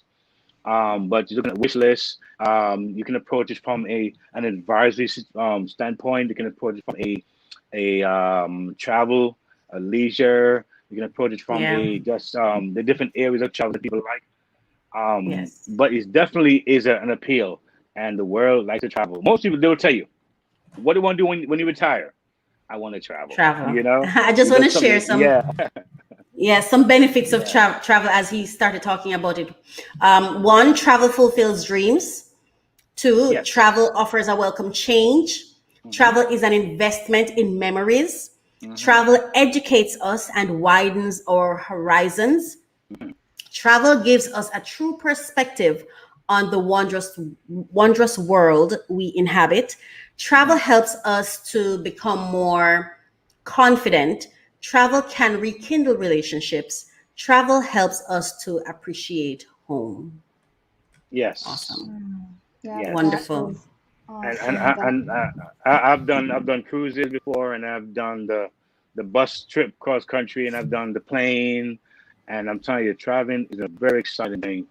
And of course, if you can maximize travel and earn while you travel, become your own travel, travel company, or become your own travel boss in your own respect. Hey, more power to you. But, I see where you have where it's here, travel, share, and earn. Tell us about that. Yes. Just in briefly, because Jesse is about to wrap up. You have like 30 seconds to do that. Okay, well, travel and earn, which means that you have to get to the right source. So we are sure that we can definitely touch base with us and let us know what you're interested in. If you're interested in owning, we can discuss on that. Those some ways and to get you going in that way. We are the experts. We are different individuals who can own in on different aspects of what you would like, and we make it happen. But travel definitely is the way to go. And like I say, it's a $1 trillion industry, and it's exciting. So we're here to support you in different areas of travel. Awesome. So it's www.mytravelwishlist.com. Yes. Over to you, Jesse. www.mytravelwishlist.com. Awesome. And thank you for having me. Thank you so much, Keith, for coming. You're so welcome. We're definitely going to come back. Definitely going to come back on our show. And with that being said, guys, I hope you guys had a lovely, lovely show. I know I really did. It was quite entertaining, quite educational, and I was very, very, very motivated and inspired. And with that being said, I want to say thank you so much for joining us. We trust that you were inspired, motivated, and educated. To all our guests, our support team, thank you so much for making today's show what it was. Join us each week right here on Weekends with Marsha J and Jesse. I'm Jesse, and my amazing host, Marsha, she is in the back. She's in the back, guys. But again, I want to say thank you so much for joining our show. We love you. See you next week, guys.